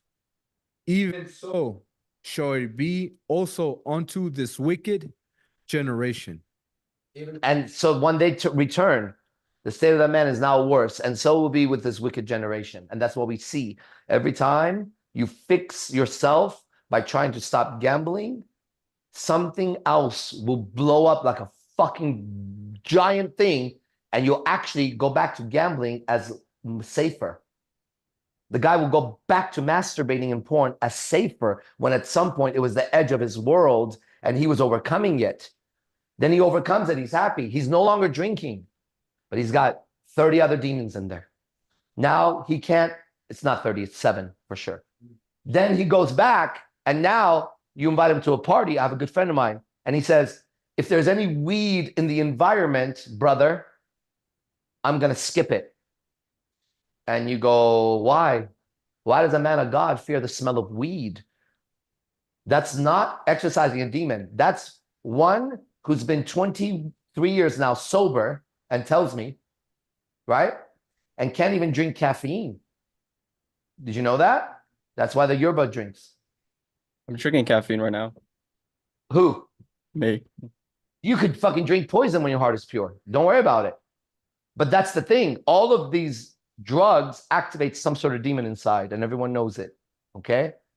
And we have testaments from other masters that these yogis would take all these LSD. The guy took 10 LSD pills like this. Okay, if you want to know that story, look up Ram Dass. When he gave LSD, find these words. Ram Dass giving LSD to his guru, right? 1 pill on the LSD that he took, one was enough to make the guy who was a professor at something, one of those, and this guy was on it for years, would make him trip so hard he couldn't hold it. So then the guru who has the light, the guru is the father. He's treated like a father. Total obedience to the guru is what they expect in India. Total obedience. You give your life to the guru. You don't even exist. He's supposed to get rid of your ego. It's the exact same thing here. Exact same thing here. That's what Jesus was telling them. However, those words I'm using are not as sharp as a sword as this to cut evil. This will eradicate evil. The guru looks at him and says, "What's that in your hand?" And this evil son of a bitch who's there to get enlightenment says, "Well, this is a drug." And the guy says, "Give me a handful." And watch him tell the story. He's like, "Well, I mean, 1 is a lot, but let's see." Bro, that is evil. What if the guy doesn't know what it is and it's meth? So the guy takes a handful and eats it and continues on. This dude's sitting there waiting. Nothing happens. He gives his lecture. He goes back day in and day out. So Jesus said what goes in the mouth doesn't defile it. So it doesn't matter what you eat or drink. It does matter what's in your heart. Now, let's read that whole passage and everyone listen, because if you grew up in the Bible, you may have heard this, but I don't know why you didn't hear what he said. Okay, let's do it. Go ahead, Cupid, go. Do the right one. Go ahead. Now watch. From the beginning, this is what would happen if he tried to stop gambling. This is what will happen to you. Don't do that. Go. Here we go. 43. Here we go. When the unclean spirit is gone out of a man, he walketh through dry places, seeking rest, and findeth none. Then he saith, I will return into my house from whence I came out. And when he is come, he findeth empty, swept and garnished. Then goeth he and taketh with himself 7 other spirits more wicked than himself, and they enter in and dwell there. And the last state of that man is worse than the first. Even so shall it be also unto this wicked generation. Now, if this was a therapist, which the word is the rapist, I've been saying that for years, he would give you some advice. But since it is a ministry, and you're saying that, and it's a ministry of Christ, I can tell you that there it is. You have a evil spirit in you, and you want to get rid of it, and that's the it that you don't like. And the way to do that is in there. You asked me about prayer or meditation. The people in the East are in 24-hour meditation, the masters. As a Rajneebas are under Maharishi, and I would be very clear during that time. I would show up, I would say, I'm a student of Maharishi. This is the book I'm reading, and TM is the way, just like I'm doing right now. I've always testified to what would work for me, okay? And at that point, there was a time when I wasn't in a constant state of meditation, but I was a majority of the day in a state of meditation. So I know what that feels like. I know what that is. And it was incredible. It was incredible. That's where I'm at today in my state of beingness, that it says, right? The state I find myself in, using those words, is so much greater. And I do realize that the people that are meditating are trying to get here. But they're never told this, that I'm telling every man, that the devil on earth for the man right now comes in the form of his lust for the woman. No other man is going to say that. I'm going to show it to you that that is the hell that I am free of. I don't know what, but I don't care about anything else. I don't give a fuck. Okay? Okay. So just sit there with it as you've been, because you were here before, and observe it. And know that if you're here and speaking to this man, then there must be light in you. And so just like others, to me, angels are very real. I actually see them. I experience them. I'm with them. I see them when they're with other people. And I see demons with other people. And if you say what they look like, then come around me. And every once in a while, you could see it in with the physical eyes too. Now, I could be a crackpot weirdo, a nutcase and all that. Okay? But let the results speak for themselves. The evidence is how you feel, how I feel, and everybody else feels, versus let's go online and talk to any therapist, any self-help coach, any preacher. I don't care. Go talk to the next man who knows something about women and have a conversation, and then come back when you're in your hell again, because he can only deliver the hell he's in. I'm free of the woman. That's not a small statement to make. That is not a small statement to make. You will measure it as you go through it, and you either give up and your congratulations on being in hell. I'm not there. That's your choice. Or you'll sit in the kingdom of heaven with me and the rest, and we will then do what we're here to do. When you see how much evil there is, you don't want to have anything to do with it. Nothing. You don't want to take one wrong breath, bro, because all the people you love are suffering because of that evil. Your mom, your dad. That is true. Yeah. Yeah. I put my dad through some stuff and my mom. Yeah, and they put you through stuff, and that's the curse. Yeah. And it won't fix with any self-help book, but it has fixed here with that book, right? Straight and narrow path. Okay, bro, let's move on to the next thing. And you're on. Keep being on every day. Keep talking, and let's keep going forward, okay? All right. Thank you. Appreciate it. Welcome. You're in the right direction.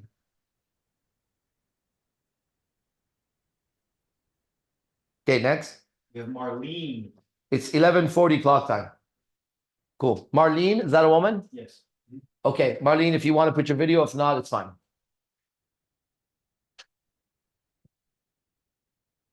That she's talking. Okay, we can't hear you right now. Hello, can you hear me? Hold on, Marlene. I do want to use my glasses here.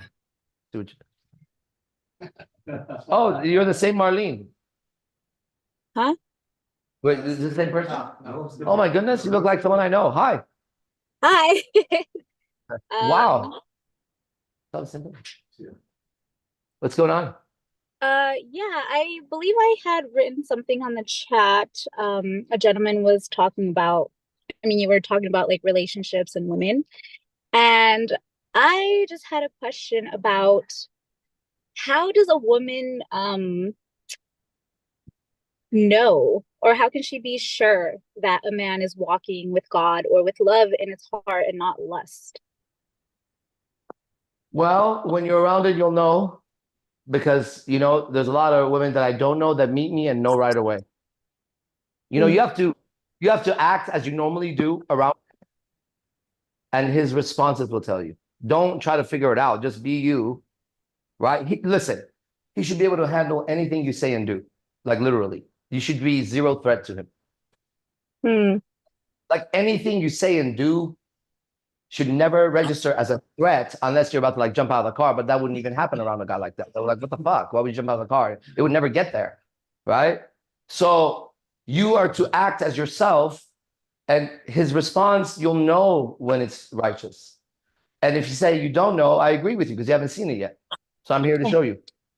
So ask me anything and let's see if you know if it's righteous. Ask me anything about man and woman, sex, my own personal life, how I feel about women, anything you would ever want to know from a man, and I'll answer you righteously. And if it's not righteous, you'll know or you know. Let's find out. Let's do an experiment for everybody. What do you want to know from a man? If you could you'd go in a private room and he had lie detectors in him and there was no way he could lie, what do you want to know from him? I'll speak for all men, and if they feel otherwise, they can tell me they don't feel like that. Go ahead. Well, I had like a little experience with my past relationship, if I may share. Yeah. Where I was in a relationship with a man for about 7 years, and he went out on me. I got cheated, but it was something he hid very well because he looked very like he wasn't lustful, right? Like it kind of fooled me, felt like. And it wasn't even like an emotional thing. It was like he went out and would pay for sex. So it made me feel just like not enough. And it was very painful. So it's been about 2 years since I've been or seen him at all. And I guess it's just my fear of getting back into a relationship and not really like kind of healing my relationship with men and just trying to figure them out, I guess. I don't know. Right. Do you have a question you want to ask a righteous man so you know what man thinks and feels truly? What do you want I to don't know? know. If you ask him, if I was him, what would you want to ask him? I'll give you his answer and you tell me if I'm right. You'll know. If I were to ask him, Yeah, I'm sitting here. I'm him. What do you want to know from him? what is your His heart relationship? is open to me. I can see his heart. What do you want to know? Tell me if Well, I'm yeah, wrong. it's intimidating because there's like a lot of men on here. So, You're right. You don't have to if you want to. But it should be intimidating for you. You're asking a question about them. You're not saying anything about you, are you? no. All right. Well, then ask about a man. Don't worry about you. I would ask him what his relationship with God is. He would say, I don't have one. I don't know he's real. I wish he was. But if it was real, then you wouldn't be feeling what you're feeling. That if you knew God, you wouldn't be in this weird fucking state that you're in right now. Hmm. Because you were with him for 2 years, right? No, I was with him for 7. In 7 years, why don't you tell me what he did that demonstrated he did know God? What did you observe that you're like, that man knows God? What did you observe? I didn't know because at the time, like I'm currently seeking that as well, I guess. But God. weren't you seeing that before? But what was that? I'm sorry. Did you say you're seeking that now? Is that what you said? Yes, because I was in a very weird place at the time myself where I wasn't sober and I was drinking. And, once I got sober, which has been 2 years since I've been with him, is when I like started to seek God and see like the behavior within the relationship. Right. So Yeah. what I'm asking you is a question that says, what have you in 7 years observed about him that would make you even ask the question whether he believed in God? You were with him for 7 years, and I just want one example that you could tell me that you looked at him, you said, that man knows God.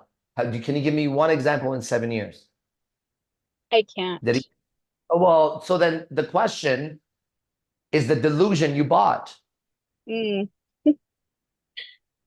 Because you were with him for 7 years. I'm telling you he doesn't know God because I know, but you are confirming that for 7 years, you don't have one instant. He didn't do one righteous act where you were like, wow, this guy chose righteousness over money, sex, being nice, compromising himself, being a coward, lying, hiding. Do you have one example where you were like, fuck, the right way is true? In 7 years, did he do one action whereas a woman blew your mind?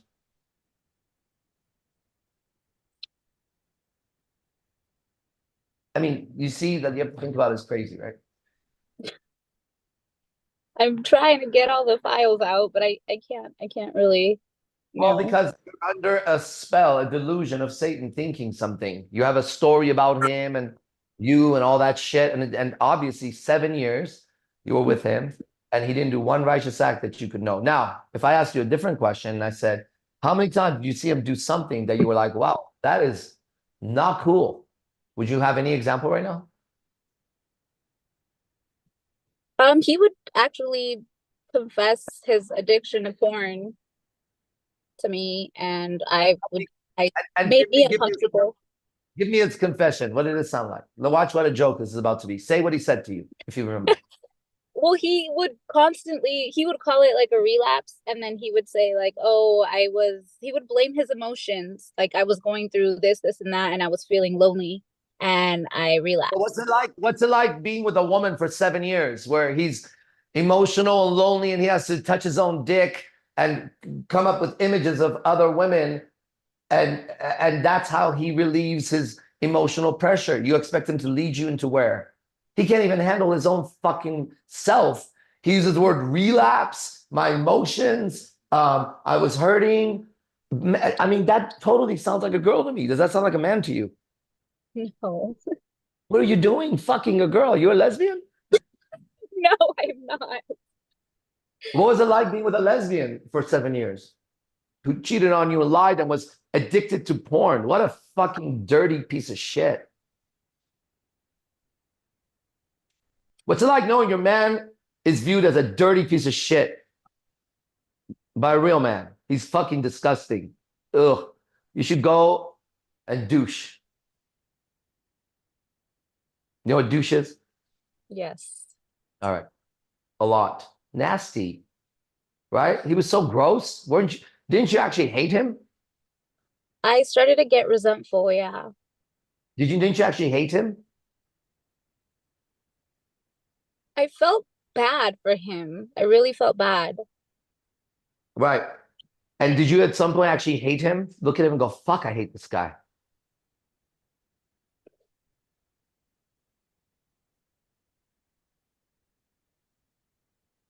I would say yes. Yeah. What's that like? You hated him. I hated him. Yeah, you did. And he hated you. Mm. And that's how you know he didn't know God.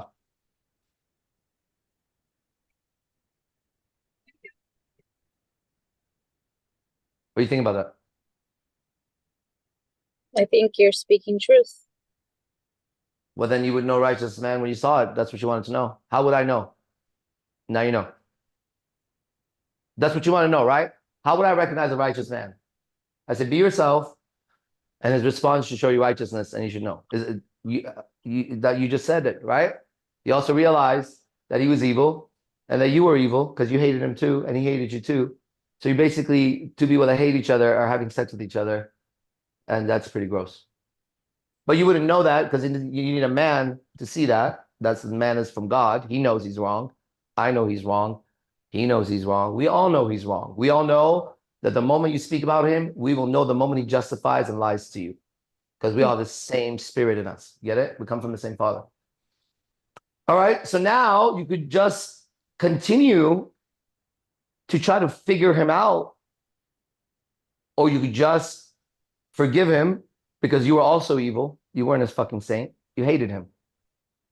And realize that he was doing the best he can, and that's why we're here, and that's what it is, right? And he's in hell, and he's suffering way more than you are. Okay? A man will suffer much greater than a woman. You have no idea. Okay? So you don't even suffer. If you got another guy that had a little bit more money, got you some better places, right? And fucking told you were pretty, you would forget about that guy so fast, right? Because you never loved him. So it's like, oh, whatever, let's move it on. Okay? You could even have a kid with him, be like, oh, if he didn't treat me good, I'm gonna go on. That's the heart of a woman, right? But that's not correct. But how are you gonna be correct when you had a lesbian relationship for 7 years who hated you and you hated him? You're so far off. You must be in hell too. How do you feel?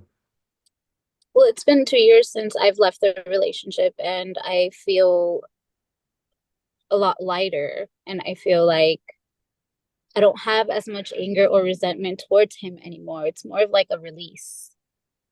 A release is when you lease your soul back to the light. You have to release it. Otherwise, you lease it to another demon. Now, there was a story that was said in Buddhism. There was 2 monks, and they were walking by a river, and the river was flowing very fast, and they had to cross it. There was a very beautiful woman there, dressed in skimpy little whore outfit. She's right there. 2 months, they're not supposed to lust for her. They're not supposed to touch her for sure. If she offers them food, they can accept it, and that's it. Move on, right? That's the interaction. Or if she seeks counsel, the monks are supposed to counsel her. That's what a monk is in Buddhism, okay? So the monks are there. The senior monk, the one who's been with the Buddha longer, he looks at the lady and he says, would you like to be carried across the river? The first monk, the younger one, is like, what the fuck? This guy is gonna get it when we get back to the Buddha. And so the lady, oh, really? Oh my God, I don't want to be there, whatever, you know. And he's like, no. And then he squats down and piggyback rides her. She's got shorts on. He's holding her like this. She's slutty, and he's a monk. And he walks across the river. He puts her down. She says, thank you very much. Like, you're welcome. And they keep walking. As they're walking, the other monk, the demon in him has been activated. So he's like, he's working it out. Well, if he's the guy I'm supposed to follow, and wait till the Buddha finds out, and I know what he wanted, and he's just going. After some time, the senior monk looks at him and says, is something going on with you? And he's like, well, you know how guys talk with their girls. Well, it's not that. It's just that. It's just that. Well, yeah, okay. Finally, he fucking spits it out like a bitch that he is. He says to the other monk, well, listen, you know it's a sin. You're not supposed to grab a woman, blah, blah, blah. And you carried her across the water. What do you have to say about that? And senior monk looks at him and says, I dropped her off at the river. Are you still carrying her? You broke up 2 years ago. You think you're at peace. You think you're released. 2 years later, you're asking about him. Not even God. It had nothing to do with God. It had to do with him. When you said, does he know God? Or did he know God? Or did he believe whatever the fuck? I said, no. You could care less if he believed in God. And that's the truth. Okay, yes. He's a man of God. Now, what difference does that make to you? Ready? No. Okay? Makes no difference. Why? Because 2 years ago, you released from him and you let him go. But are you still carrying him? Are you? I feel like because he came up today, then yes. My ex-girlfriend comes up every day in some shape, way, or form. Just so you know. I was also with her for about 7 years. He does come up. And then what? And then what happens? Okay, I'm walking. I see 2 people doing cocaine. I know that they say cocaine makes you feel really fucking good, and I'm fucking tired. And everyone I know does it. Not these guys, but let's say I'm, right? So now I'm in this situation. That cocaine would be really good. It's not going to kill me. All right? If I take the act of taking the cocaine, I can justify it 1,000 ways and think about it 1,000 ways. But watch this. I'm not going to take the cocaine because I'm doing the right thing. Now I'm in the bathroom and I'm like this. Oh, fuck, I got to wake up. Cocaine, I mean, I'm just not going to do it. I haven't left the cocaine yet. And we get in the car and people go, man, we had such a good time. I'm like, man, that's because you guys were doing coke. Why don't you do it? I'm not doing that shit. I haven't let it go yet. They didn't even bring up coke. They said they had a good time. The next day, we're going around. And I'm thinking about tonight, we're going to go out and they're going to do coke. Motherfucker, I've done coke already now in my heart 1,000 times over. Right? So he can come up 1,000 times a day, like you walk by people doing cocaine and you keep going. And he comes up again when you see the cocaine. So it could be a song, it could be an Instagram, it could be someone saying, I saw your ex-boyfriend fucking somebody. Okay, let's move on. I'm not doing cocaine no matter what. Look, I have no desire. I have no desire for that. I'll fall asleep in the fucking club. I'm not going to do it. It's not that important, right? So he can come up. He's just not that important. Why is he so important to you when you let him go 2 years ago? Answer that.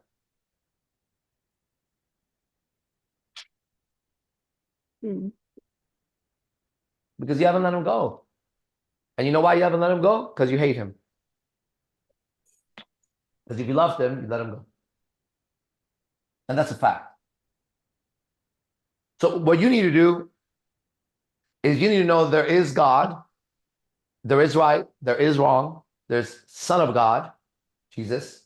He had a way for other sons of God, myself and others, to find God.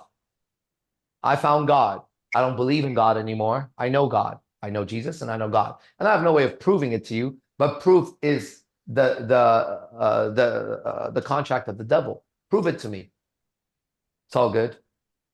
Yeah, but if you knew God, oh, whatever. Okay, hey, fuck God. How's that? Fuck God. Fuck Jesus. Blasphemy. All right. Let me burn in my fucking hell that doesn't look like I'm in, because I know God and Jesus. And you that know God and Jesus and would never blaspheme their name and never drink and never smoke and go to church every fucking weekend and make sure you have a fucking wife, because that's what it's supposed to be. And then you tell your wife, honey, tonight, we're going to eat dinner or whatever, because you're fucking leading her. Get the fuck out of here, you bitch. Okay? Get out of here, you bitch. So you got to just, all you need to know is that there is God, there is right and wrong, there is men of God, they are real. You are supposed to be given to one of them, okay? And you're not going to find them unless you find them in IMC Nation. If you do, there is a guy, his name is Jesse Peterson. If you like to be with a black man, 72 years old, I recommend him. I mean, women could be with older men. If you could get Jesse, that's a catch. If I wasn't with me, I'd be with Jesse. Amazing. What do you think? But don't you feel better right now? At more peace? Isn't that amazing? I've told you, you hate him. You've been with a lesbian. You're being evil. All that. But it's not coming from a malicious heart. You wanted to know how you know a righteous man. You've been told what you're doing wrong. That's a righteous man. After you heard it, you feel more at peace. There's a righteous man. When we're done, if you want to fuck me, come find me. I will have sex with you. But I don't give a fuck about you after that. I give as much fuck as I do now after sex. Got it? Now that's a righteous man. The dick is for you. Come and get it, baby. I'm just kidding. Bless you. Okay. Thank you for your time. I gotta go. Yeah, you do. Bye. Okay, thank you. Next. Hey, it's open. Nobody has said that they want to speak. Okay, tea time. Anybody want to speak? Just raise your hand or message the thread. Or enjoy the zombies in your head song.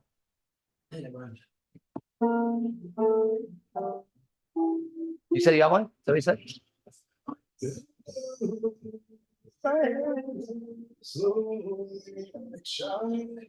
Slowly take it. God has not made a sad song yet, just so you know. If you get sad listening to a song, you're a bitch. Enjoy it. If you could enjoy the sadness like in a movie, then that's great, but you're not sad really. You enjoy watching sadness. Stars of science.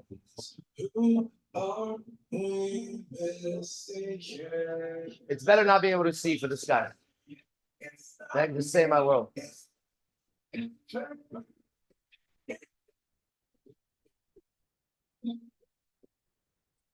Remember, I would say I have a past life. The guy's eyes are sewn shut. He's known as No Eyes. Remember that? I say he was a priest, a shaman. And I said, this is the tattoo for him. That's eyes shut.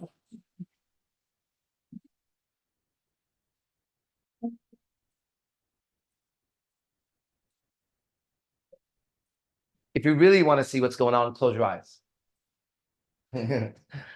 Close your eyes and sit for 5 minutes and then see what's going on.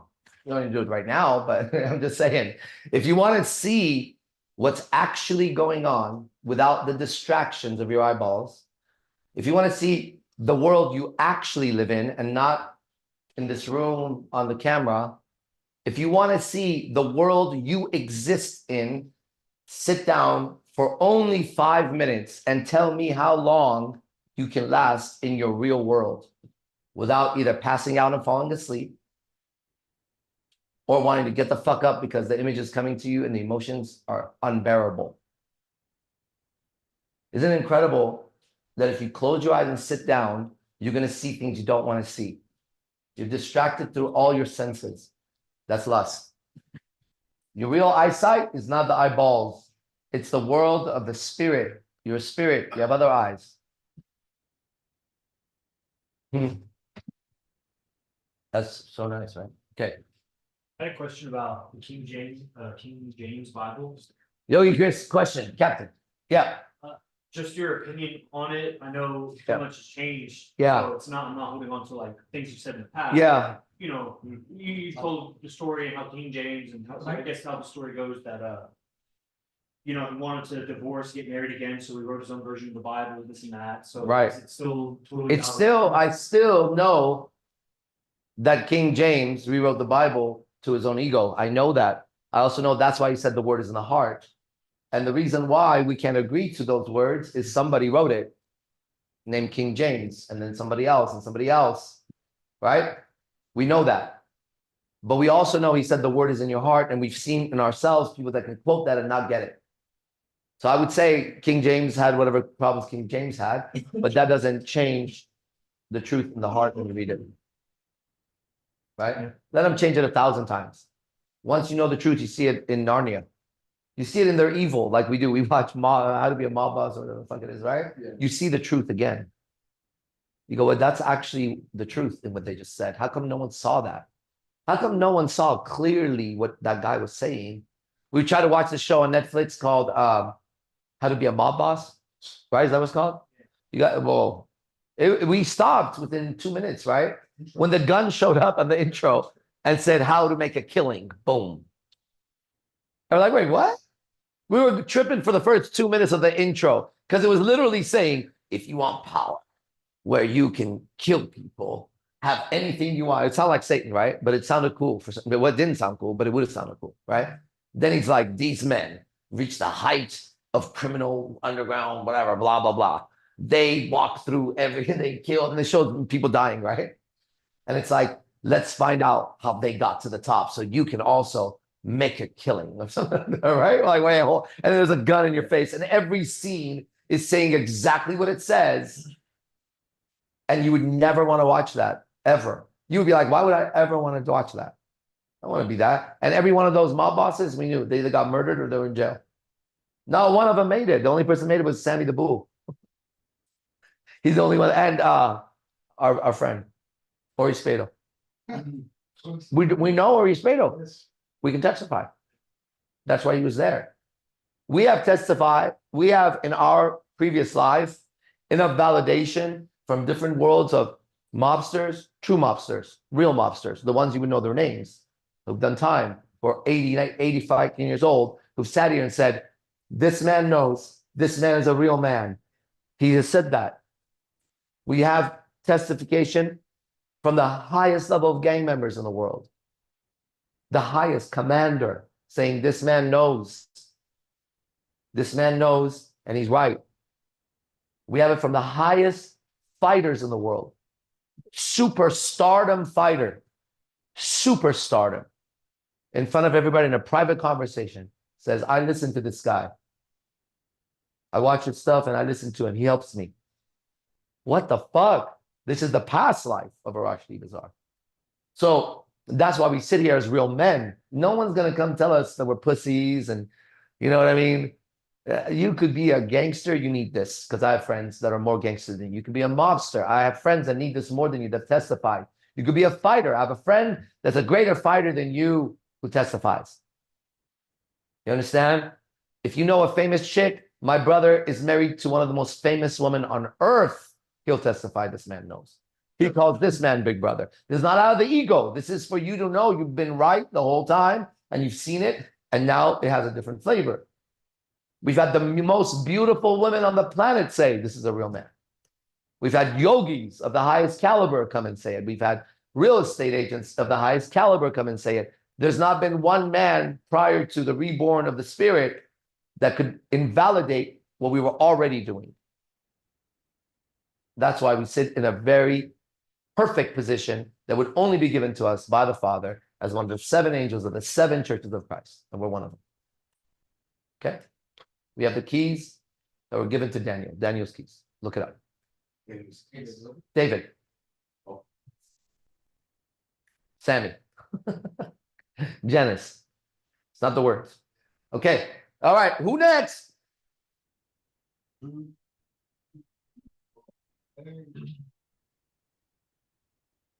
Oh, me baby. Oh, me baby. Like if this song creates a sad feeling, you have a demon in you. It's a funeral song, but for them. When you go to a demon's funeral with me. Paul. Totally. Paul. I know that name. Yes. You know the face. Who's on the other day?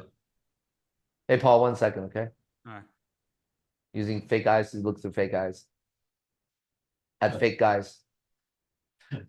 Fake eyes with fake eyes with fake guys. Oh, is there a video for you, or do you want to put a video? Yeah, I could turn a video on.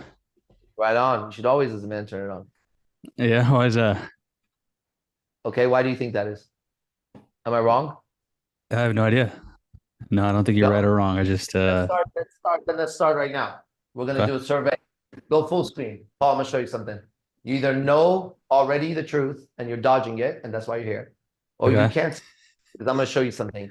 Okay, online, real quick. Okay, here's the statement I made. I said, as a man, you should always turn on your camera if you're gonna do this, right?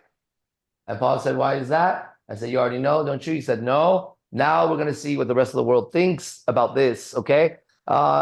Who can speak? Star of Truth. I see a face. That's my brother Najim.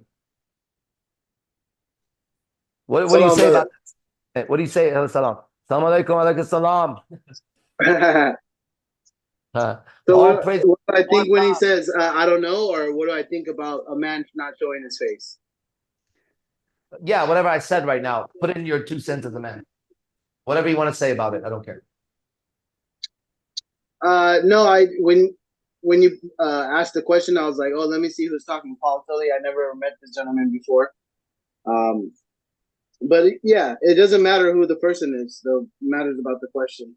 And here's my statement of truth to all men that I'm going to sit here right now and either show all of you who don't agree that you're actually wrong, and you need to know there's right and wrong as a man. That's why I'm here to do that. And I'm here to do it in front of all people. I'm also subject to this. Got it? If I'm wrong, tell me I'm wrong. Here's what I say. Here's my statement to everybody watching. If I'm a man and I'm going to come ask another man a question, and I have the ability to show my face, I should face him face to face. If I have that capability, I should start face to face. That is my statement. And I say anything off of that is wrong. Got it? Now, if it's righteous, it will be my wife is breastfeeding next to me. And I would say, you shouldn't be watching this while she's breastfeeding next to you. So it wouldn't work. But if it works, it would work in a way where we would all get it. Right? I'm a gynecologist. And if I turn it on, you're going to see a vagina behind me. Don't do that. Okay? Outside of that, I say that if a man is going to speak to another man in a forum like this, he should start with the camera on. Gio, what do you say about that? We're gonna go quick, guys, because we all know the truth.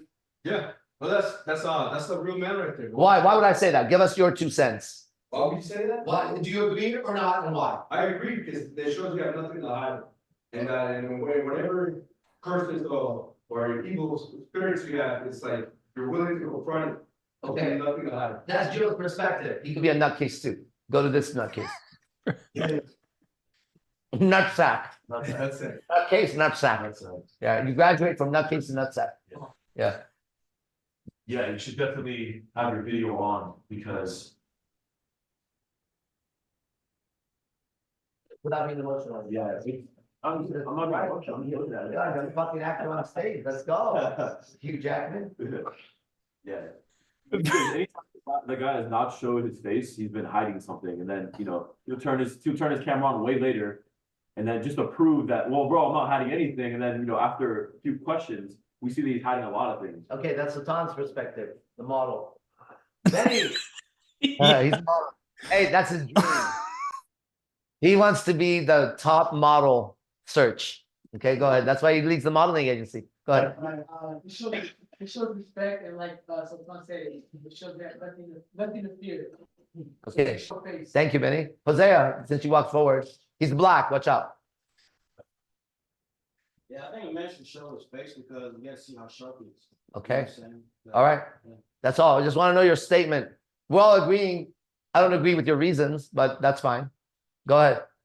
I don't agree with any of the reasons, but we're all in the same. I agree. Of course, we're all going to go. It's Cupid, then it's Captain. Cupid.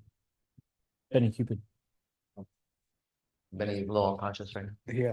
Yeah, a man should always show his face, especially if you want an answer to a question that you're asking. All right, Captain.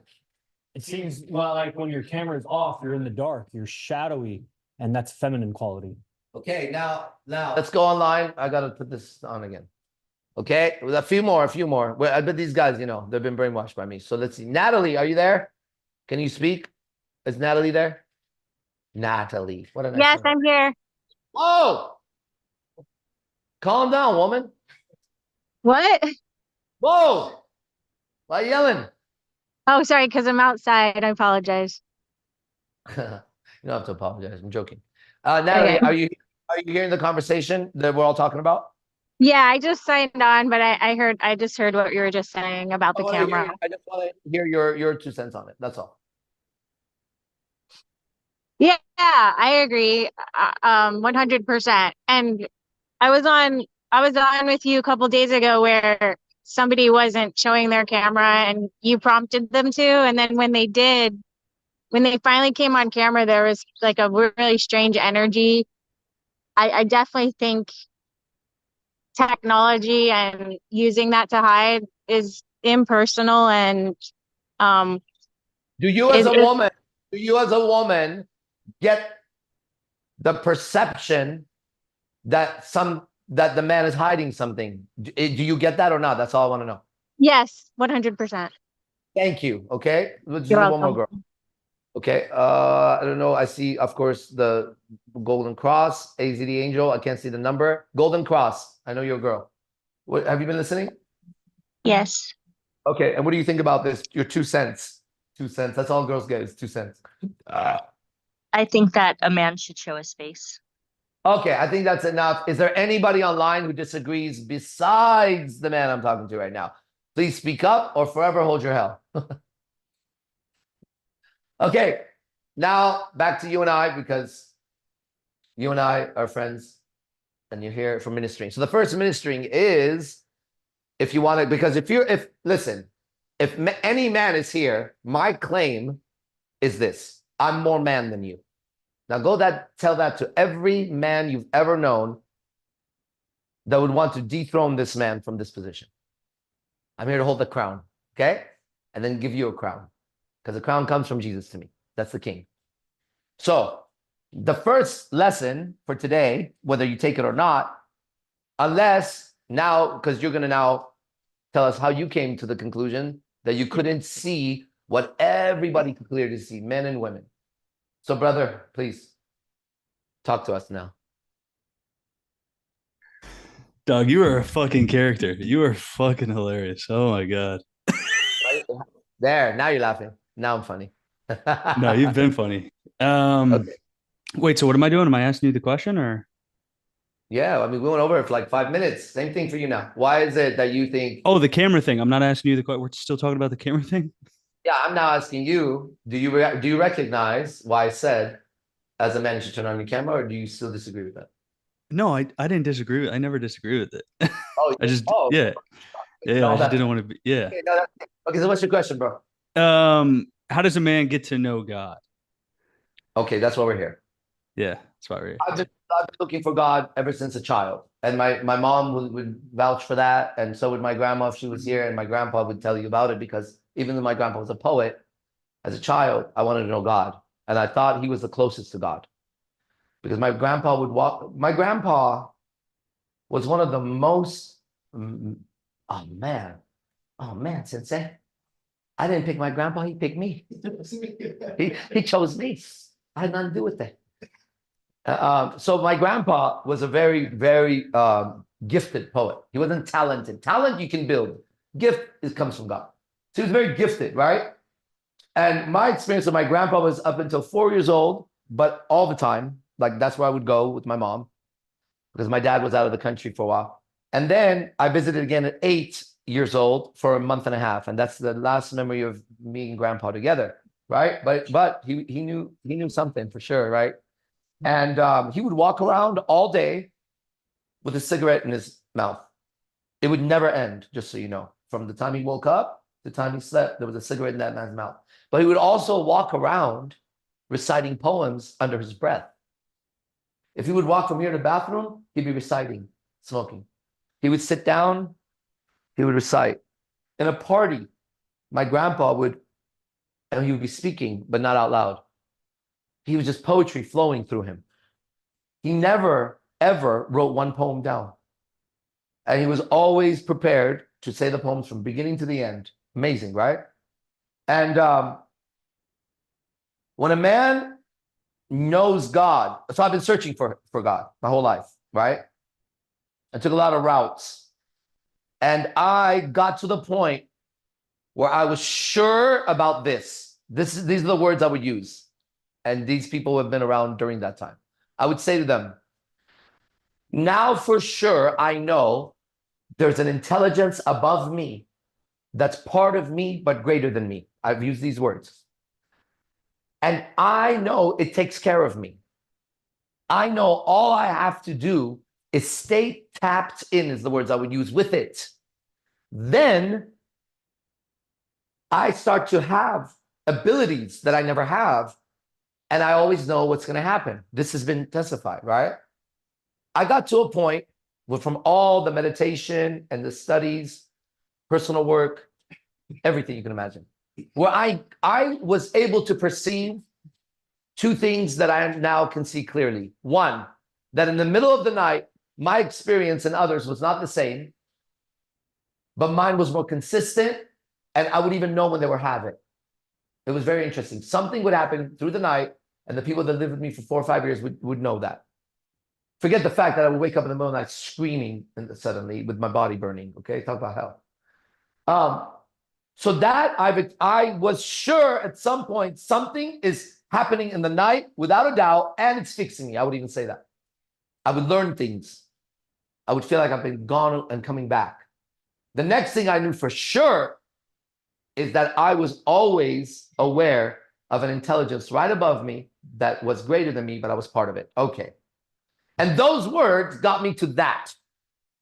Then somehow, by the same Spirit, which now I know is the Holy Spirit that's been here, I somehow, I don't know. I honestly don't know. I remember the day and what happened, but it's not that, because I can't tell you what moment suddenly I knew Jesus was 100% right.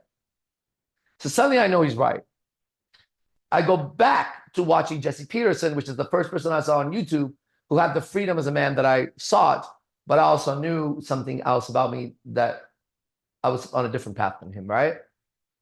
And so I went back and I put Jesse Peterson. And I always understood him, but it was different this time. Not only did I understand him, as he was talking, I was, as you saw this morning with the Matthew 43, 45, right? Matthew 12, 43, 45. I would know, I didn't know it's a passage, but I would know as he was talking where in the Bible Jesus would say that. And that happened for me.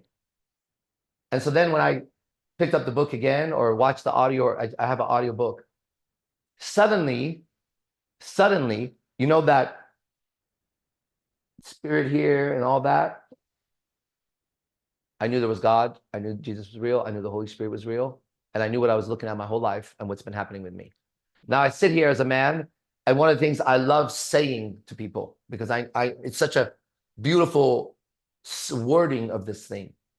I say to you, every man and woman, what if every moment in your life that you could ever recall, if you ask me anything, the moment that memory comes up, you see that it was exactly perfect for you. So your life makes perfect sense. When I say every, I like to say every breath or every twitch of the eye has to be proper. You cannot find any moment in life where it was not exactly right for you. That's my experience. I've also, as a Stoic, because I was a Stoic monk, we were the first Stoic monks on earth, just so you know, with a Stoic temple we lived in. You guys know that, right? There was no such thing. Yeah. As a Stoic, I can tell you, amor fati was something that I wanted as an experience, which means to love one's fate. I don't want any other fate. I don't want any other past. I don't want any other experiences than I've had exactly as they were. Knowing this, I live in a constant miracle, because things that happened that wouldn't make sense before, like a pink eye or why my glasses are broken or anything, as it happens, it makes sense, or the next moment makes sense, and I have faith that it will make sense. So I live in a constant state of, in smaller words, rewards, but rewards from the Father are different. I keep seeing everything make sense again and again and again and again and again, so I give up the control. Then everything makes a lot of sense, right? So that's how I know God, right? But no matter what I know will make any difference to you, and that's why no man can learn from another man. You just have to know that I'm sitting here testifying to that, and that you are a witness to me testifying. One day, I would like to witness you testify to this. And that's what's happening here, right? See that man, Gio? Will you get on camera for a second? He's doing yoga in the back. Imagine this guy right now in a yoga pose. That was the background. Wouldn't that be funny? Hey, this guy was in a yoga pose. He had his leg behind his head. He's pulling it up over there.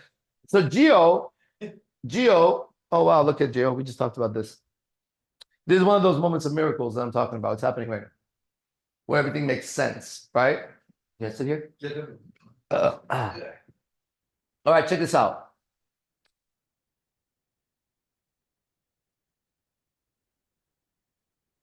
First, let me take care of one of God's children with the money he sent me. It ain't my money. I'm just sitting here talking about him. Okay. So Gio here, check this out. There's a little video on his Instagram and my Instagram. I want you to see it, okay? Because it talks about what you just said right now. How does a man know that God is real? Well, I definitely this morning was about to delete it and I didn't. I remember that decision for sure. It's not here. That's fine. It's on Instagram. Here's Gio, and then here's Gio. Hello, everybody. This is Giovanni. I used to be known as Magic Man. I'm here to testify that the teachings of Christ are finally understood. And this truth and light is perfect. And once you understand what we have learned over here at IMC, all confusion of the mind and heart will no longer be a problem. and you will finally see the hell that everybody lives in. So come to Las Vegas and be a witness or challenge this truth. I love that part. I love that part. The challenge. Okay, so now here's the real guy, right? Because I've known him for some years. In fact, if you ever saw a video of him when we first met, everybody remember what Gio? I don't even remember what Gio looked like. Did you have long hair? They did have long hair. You look like a girl? Yep. Does Will still have long hair? He used to have long hair too. He should grow it. Man. All right, so here's Gio. I've known Gio for a while, okay? And he's a completely different man here. Like everyone, yes, everyone? Yep. Gio, what's your experience in the last, 4 or 5 days since that video? Oh. Tell us, he wants to know how to know God. Well, my experience, last couple of days, 3, 4, 5 days, all that, I've been in peace, I've been calm, I've been more happy about me. Talking to everybody, it's like, I can feel it as I stay in my peace and the light. I can see other people feeling the peace as well. And it's so rewarding to see other people reflect that same peace. How's your interaction with women been? With women? Compared to before? Compared to before, it's insane. It's actually sane now. Yeah. It was insane. It was insane. It was insane. Right, so what's it like now? Describe the sanity of it now. Man, right now, my experience with women is it's everything I wanted. They're getting emotional around me. The good kind of emotion. Good kind of emotion. Did you have a stripper cry for 10 minutes last night? Oh, last night? Yes. Yes. You remember when an AZD would do that? Yes, all the time. Well, now you did it. Man. But you didn't do shit. You just spoke, right? Yep. Just spoke my truth, and the stripper last night, she was receiving this truth as well. Yeah. Of how to find her peace. Yeah, She they'll was- come to you. Oh man. And then they'll challenge you and all that. So anyways, do you, and it has to be true, because if it's not true, it doesn't matter. It doesn't matter, because you're already in it. Do you know there's a God or not? Oh, I know there's a God. There you go. There it is. Okay? That's how he knows. Now he knows, and I know. I witness when he testified. You guys are watching me testify every day in this thing, right? So I know he knows because I also know the same God. And we sit in the same place. Okay? That's all. So that's the only thing I can tell you about certainty of God, is that there's 2 men here that know, for sure. And you could hear his communication. Gio was a mess before. A mess. Nervous on camera, nervous around girls, nervous around friends. Nervous everywhere. Nervous everywhere. Right? Definitely. What do you say to a girl when she says that? And how do you do this? And there's no more questions in there. He doesn't ask one question about that. What we do is we go over the interaction. And as the person tells me what happens, somewhere in what they say, just like about the camera that we did, I can tell something is wrong. Because when you know right, you know wrong. So then I ask these guys a question. These are the top ministers. These are the guys that ministered you. Ask them a question. What happened there? And you'll see, because they've been trained, fuck. And then we all laugh at it. And then we move forward and it gets fixed. Isn't that true? Oh yeah, definitely. Well, we go The moments where I get lost or unconscious, my friends here pointed out, we laugh at it, and we see where, that's not gonna happen again, because the awareness is amplified because of all the brothers around me. You can't get away with bullshit here, bro. No. But these are the guys that are going to help the world free all men of the hell that you're in. You can't hide it anymore. You can't hide it anymore, everybody. AZD's here, and he's going to put it in your face and in everyone's face. And I'm waiting for your prophets. You don't know you've been following prophets. You've been following different gods. So if you know somebody who could sit here and disprove this, please bring them. Tell them to stop giving you advice and come give me some advice. Because I'm totally lost. I don't know what the fuck they're saying. I have no idea. To them, I'm an idiot. Good.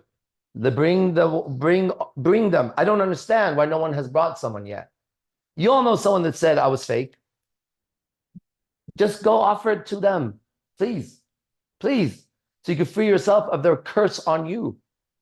They wanted you away from me. And they panicked without watching one video. If there ever was a demon, when Jesus walked up and recognized the demon recognized Jesus before humans recognized Jesus. Jesus was just, hasn't even started preaching yet. He's just starting.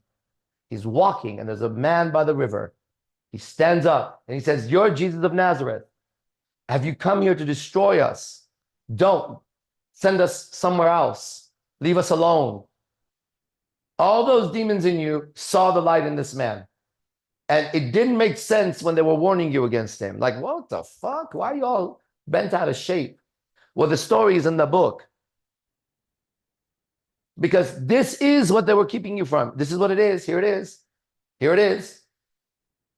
Because the truth is always visible, but we have stories about it. So even those people, they're so possessed that they panic when they see this man's face. I look like a criminal on earth. I should be discredited immediately. I have too many girlfriends. I have a foul mouth. I'm in strip clubs. I mean, I really don't have any barriers that any man has, actually, okay? I don't have any care what you think of me when I act, okay? I truly don't. So I don't know. So what do you think about that? Man, they just have to know, man. They have to get it. It's like, stop trying to control so many things. You know why they can't get it? Because they have darkness in their heart. If they get it, he has to face that he was a girl when he came on. That part. He doesn't want to face that. He wants an easy way out after all the darkness he's committed. That's why I can't feel sorry for you, or you, or you, or you, or my dad, or my son. God doesn't feel sorry for you. He's just. He's righteous. He tells the angels, kill all those humans except that guy, Hosea, Noah. Pure heart. You get it? God is like, and they're like, well, if God was merciful, did you see how those guys were acting? They were butt fucking, raping, cheating, stealing, gambling, lying. That sounds like a foul creation from a perfect creator. Why would he keep a shitty painting when he could create a perfect painting in his son? All right, then let his son come out and let's see how all the little guys try to beat him in getting what they want. You want women? I got women. You want to be fearless? I am fearless. You want to feel love? I am love. You want to walk through this world not giving a fuck who the king is? I walk through the world not giving a fuck who the king is because I know who the real one is. You want to walk through and be able to treat the street sweeper with the same compassion and love that you treat the president? I can do that, and I do that because it just makes sense to do that because he's not his title. He's not his title. His heart is as dark as that heart, and they can both burn in hell. Damn. Yeah. The sermon on the chair. All right. So what do you got to say about all that, bro? Well, let's let him. I don't know. I still don't know how to know God. Right. And you're not gonna know it yet. Yeah. But you need to know I know him and he knows him. And you gotta go away with that and either call bullshit on us or not. And that's really you. No, really, because if it is true, then I don't know why the next action you would take would be anything besides seek God. That's how I know when it's real. No, I am seeking him. I don't know. I don't have the same confidence that you have. You don't need confidence to seek him. You need a thirst like you're dying. Yeah. You should have no confidence seeking him because then you would start off by already knowing him if you're confident in seeking him. But you don't know him, so that syntax doesn't work. You can't be confident in what you don't know. So you say, I don't have the confidence you have. I don't have confidence. I know him. You need confidence to know him. Yeah, it's the wrong syntax. Yeah. Too much knowledge. Too much trying to figure out God. Yeah. A scientist will never know God unless he knows God to start with. I found one scientist like that, just saying. We'll see what happens to him. No, nothing's gonna happen to him. He looks great. He's a little old guy. Nobody really listened to him. But okay. Well, that was pleasant, bro. Thank you. Thank you. Yeah, for real. Come back and talk again. I will. Okay. Okay, we have a Persian man. Kamran. Kamran. That's my cousin's name. Say it right. Yeah, Kamran in Farsi, Cameron in English. What's that? He'll be speaking to you in Persian because he can't speak English is good. But Yeah, that's fine. I'll reply in Persian, in Farsi, and then if I, as needed, I'll have to translate. Okay? Oh, give me a sec. What's clock time? Okay, perfect. Kamran. Muted. Wait, you're muted, brother.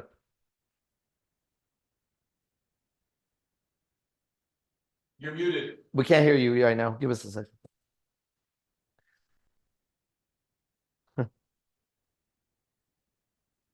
Well, according to the black preacher, that guy is going to hell because he's Persian. No, don't talk about God here. Jesus turned his back on you. Jesus is like, not that guy, he's Persian. What the fuck is that? How the fuck did he even get that from? Where does he get that from? This is audio. His audio is it's his Yeah. Yeah, so yeah, he's Carmine, you gotta hit the microphone icon on the bottom, and it should say connect to audio.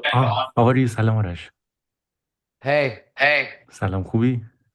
خیلی ممنون چطوری؟ مرسی قربانت. Wait, my voice sounds like that?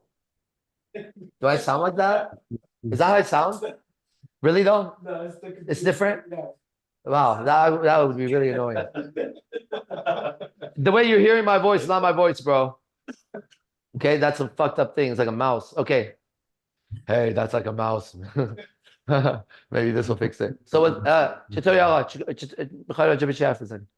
مرسی. من خیلی وقت بود میخواستم باهات صحبت کنم. خیلی وقت زیادیه چون انگلیسیم خیلی خوب نیستش. اصلا میخواستم باهات صحبت کنم کلا راجع به حالا کاری که داری انجام میدی. من تو ایرانم، خب اینجا هم خیلی سخته همه چی و واقعا دوستم جزء تیمت باشم و خیلی چیزا رو یاد بگیرم. بله، تو ایران هستی یا تو آمریکا هستی؟ ایرانم. ایرانی الان؟ He's in Iran right now. ساعت چنده اونجا؟ اینجا ساعت 11:06 شب. 11:06 p.m. over there. Okay. بله آقا، سوال کاری که میخوای بکنی بیا آمریکا. میتونی بیا آمریکا یا نه؟ چجوری میتونم بیام؟ ویزا باید بگیری. نمیدونم. آره میدونم، ولی من الان 35 سالمه و I said, can you اینجا take it to America? I said, I'll come to America. I said, get a visa.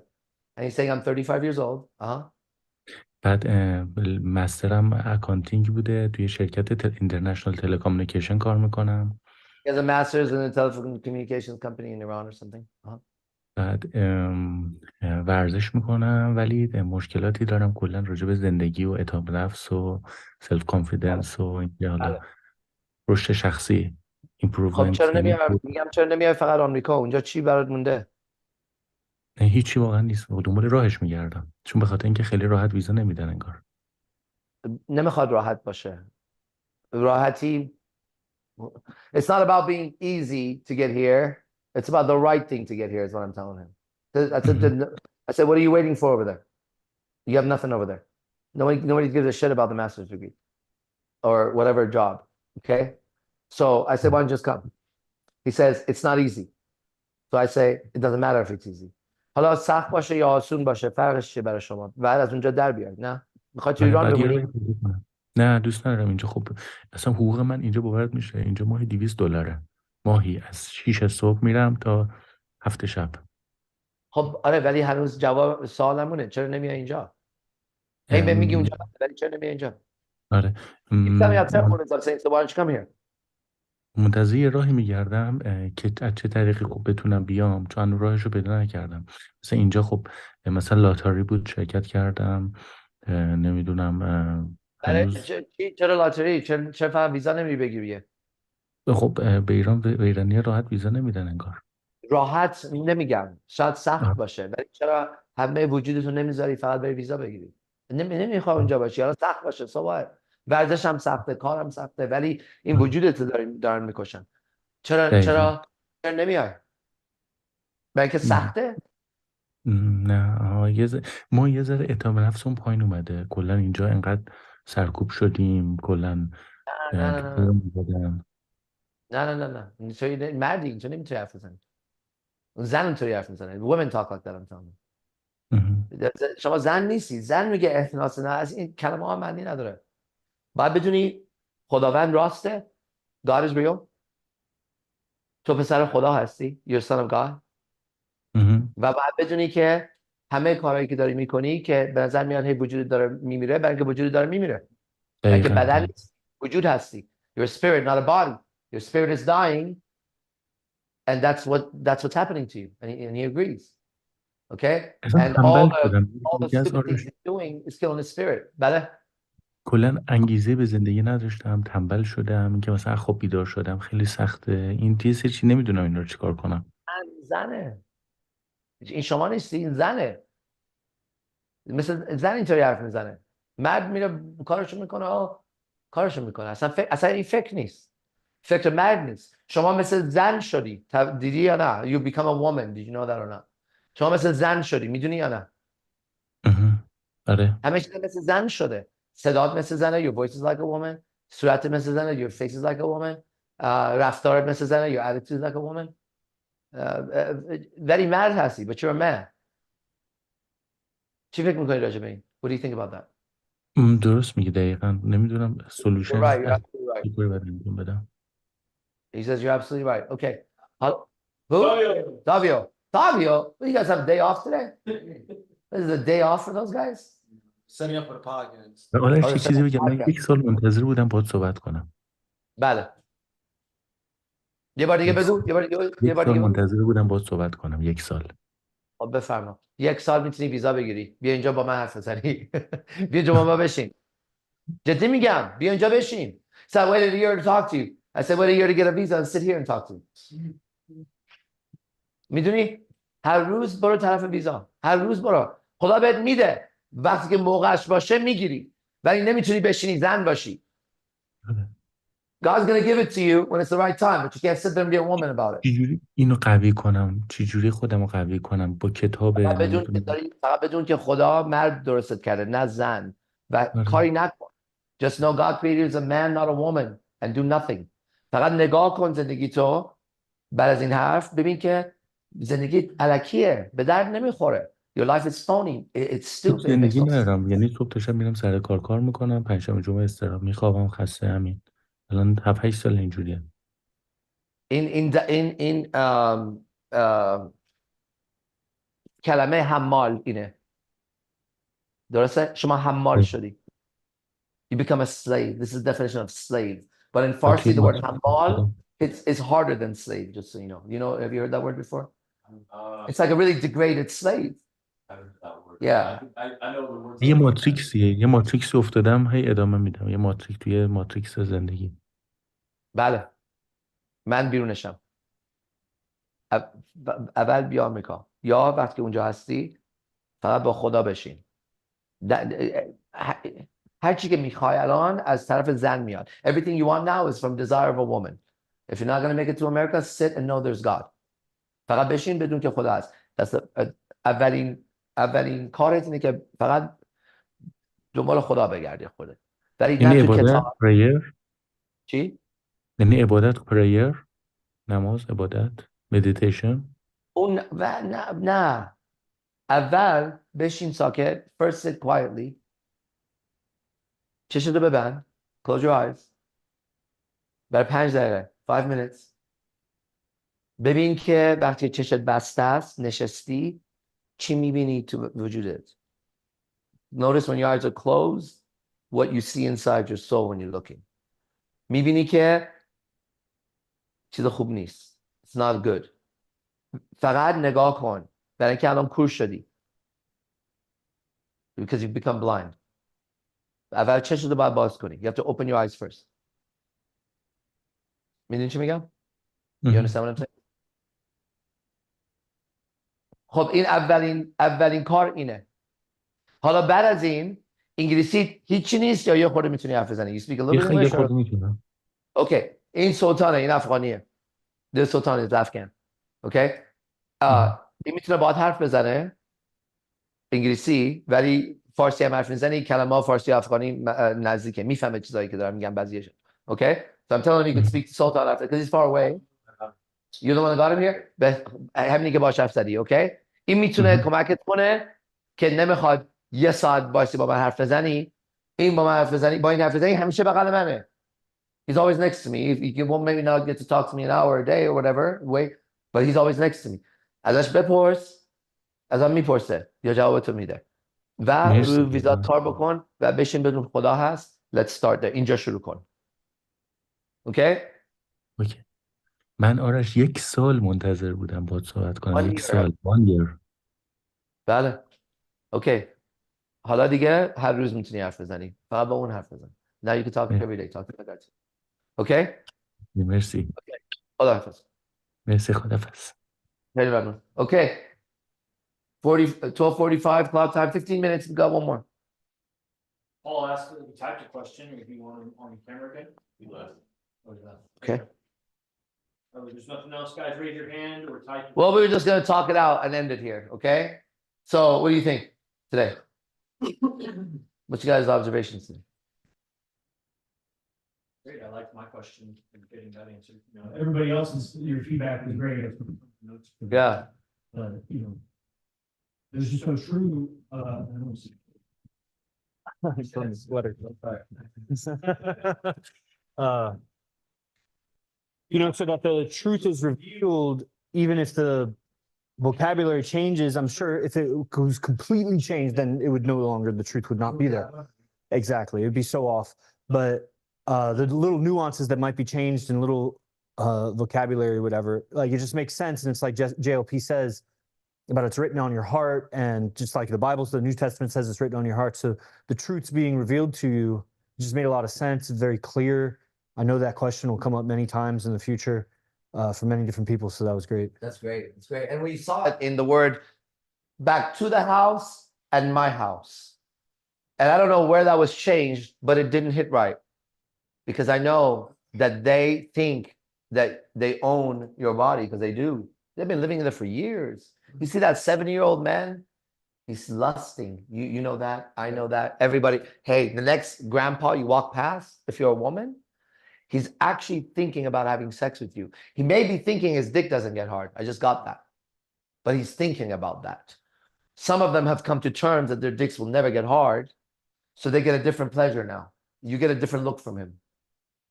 He's still lusting, but he can't do anything about it. So he hates you and your boyfriend and every other man. But he's still lusting. And he'll be nice about it and hug you as a grandpa and all that shit. Then there's the man whose dick still works as an old man, and he's 80, and he's a cute little guy. And that guy, he is still thinking about fucking you, even that 80-year-old wrinkled man, right? That's the truth of every man's heart, and every woman should know it, because it's not right. It's been corrected here. And it's not right, not so that you don't suffer. It's not right because God doesn't want his son to suffer. You as a woman just benefit by knowing Adam. But you don't know Adam yet. You know Adam's children who are still eating the apple of knowledge so that she could be okay. Instead of saying, I'm going back to Eden. And you actually can't come to Eden right now. But one day, you'll sit with me and my friends in Eden. And that's true for our girlfriends in Eden. See that the syntax, the wording is exactly right. You hear it with what you hear. He says, let those who have the ears to hear what the Spirit says about the church hear it. Those are exact words of Jesus. And he repeats them 7 times at least. This is not for everybody's ears if you're with AZD. JLP is for everybody's ears. That's why I keep pointing that way. Go there. You'll get the same thing with a lot less intensity and a lot less focus on what a pervert you are. That's not his job. Do you? That's great. Right. And that's how you know that it's right. Not only do I have no jealousy for him, everything he gets, I feel like I get. You have to watch his shit, 100%. That's the man to watch, for real, okay? And so that's how you have to feel about your competition, because we're not in competition with each other. You understand? So anytime you don't have that feeling about somebody, well, then something is off. Either you, him, or all the whole thing is off, right? But that's how it should feel, right? When we get donations here, This whole thing is based on donations. Not $1 comes in my pocket or anybody else's pocket. That's at the highest levels here. They've been living with me. Unless somebody out there says, thank you, this helped me, here's the dollars for it, right? That's righteous money. But every time I distribute the money, when it's my turn to say that percentage here, that percentage there, I love giving more than what the person expects. And not one time do my fingers shake on that. They hurriedly send extra. That's abundance. If a girl is talking to me and I see she has eyes over there, then I need to introduce her over there. That's abundance. Why would I want to talk to her if she's looking over there? You like my friend? Are you sure? You have a question for him? You want to talk to him? Let me introduce you anyways. So Tom, come talk to her. Oh, no, I want to talk to you. Oh, okay, for sure. All right. And that could be righteous. You could be wondering, right? Looking and just not seeing. But it doesn't matter because she's not yours. That money is not yours either. What did you do to earn your money today, everybody? See, so many hells you're going to have to go through to realize how many fucked up decisions you've made out of lust. What are you going to do today? Ready? So somebody else gives you money for it. I want you to think about your job now. You could drive an Uber because you have to make a living, but you could be a moron or a murderer driving an Uber. A rapist, a child trafficker, ain't nothing special. You're driving a fucking car. You could, I don't give a fuck what you do. Okay? How could you ever stand in front of me as a man if your money comes from anything besides this and try to say anything to me about your fucking money? And if this is what you do, you and I ain't talking money. We're talking God. And we're both abundant. When we eat, I know you can afford it and I can afford it because God's paying for it. And I'm never going to be hungry. I'm always going to eat very good food, whatever that is. You understand? That's when you know you're a child of God. Why are you going around trying to find a way to make money? You must know there's no God. You must know. You must know there's no God because you got to use the knowledge of Eve, the apple, to go get it. Well, go ahead, bro. But make sure I'm not around if you want to harm me or take something from me. You'll be very visible how fucked up you are. Make sure I'm around if you want to repent and see what the right way is. Okay? So you could either be afraid of the truth or you could seek it. But that's on you. The truth doesn't change to make you happy, comfortable. Those words are fucking girl words. No man should seek happiness. You seek the kingdom of God. End of story. And you're not too busy promoting tonight, too poor to go out tonight. You don't give a fuck. Okay? You pretend like you want to know God and you come here and ask questions about God when all you got to do is recognize that you're being evil. Don't worry about God for a second. Okay? Let's find out how you are before you go pray for God. You've been praying and it ain't been working. So you're either praying to the wrong God or you're not praying right. If you're not praying right, then who are you praying to? Why would you ever have to tell God what you want if he knows what's in your heart and mind? Have you thought about that? Why would you have to ever utter a fucking word? If he doesn't know what's in your heart and your mind, he's not your creator. Fuck off. If I have to sit and explain to God, God, you know, if I just get this promotion, I'm going to use the money to help people. Take care of my mom. I always want to buy her house. Shut up, you fucking demon. Okay? You're false. You're a lie. You're not true. You're weak. You're pathetic. You're a loser. You're trying to be a winner. You're the biggest loser in the game. You're running a race that doesn't have an end. It's like this. And you're missing all the people before that won, and their dead bodies are on the floor, and you have to run past them and over them. The ones that have won, they have a lot of stuff, and they're put up on the podium, but you're not looking at them. They're dying. The men look like women. How much should a man get paid to play a woman in Hollywood? $10 million? $100 million? $300 trillion fucking dollars? Hire a woman. Or hire a gay guy. Why are you asking me, a good actor, an honest, righteous man, to play a woman in this role? Because I'm perfect for it? Why? That's so every time. Mrs. Doubtfire, fucking Martin Lawrence, fucking Arnold Schwarzenegger, the biggest faggot in the world. How much should you get paid? You know, Benny has 2 children. They offer him $100 million. If he takes it, I don't want to working here. Not with me. Congratulations on your $100 million. Come back, talk to me in 5 years. Watch what you bought with it. You know what I'm saying? Fuck your money, bro. Fuck your work. Fuck your fake ass girlfriend. Fuck your fake ass relationship with your fucking fake ass mother. Fuck your fucking bullshit with your father that you don't even like him anymore. No, I don't know my father. Why? Why? Is he dead? He's not dead? Why don't you know him? He left. Go after him. Find out why he left. He's your fucking dad. You don't want to know? You know already? From who? Your aunt and your mom? Grandma? Instagram?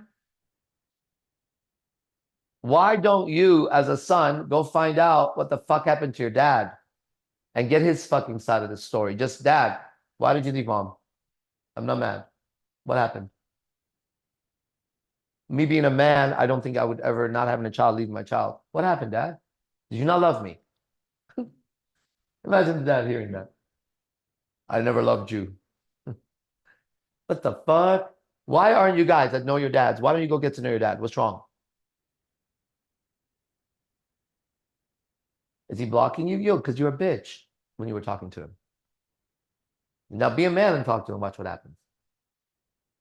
Which father wouldn't want to see his son turn into a fucking man? Right? Dang. Everything I said is so simple and true, and there's no argument, and your mind can't even think. Think about that.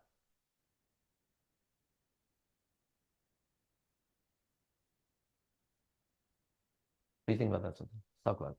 It's true. That is why we block him. Yeah. And now it don't matter. You forgive him easily. Yeah. And then whenever you reach out with no attachment. Yeah. Right? Yeah. And then it doesn't matter anymore. Because you're with the real father, so it don't matter. Yeah. I don't even know if you block me on text. I know you block me on other places, but If you want to get a hold of him, you would get a hold of him.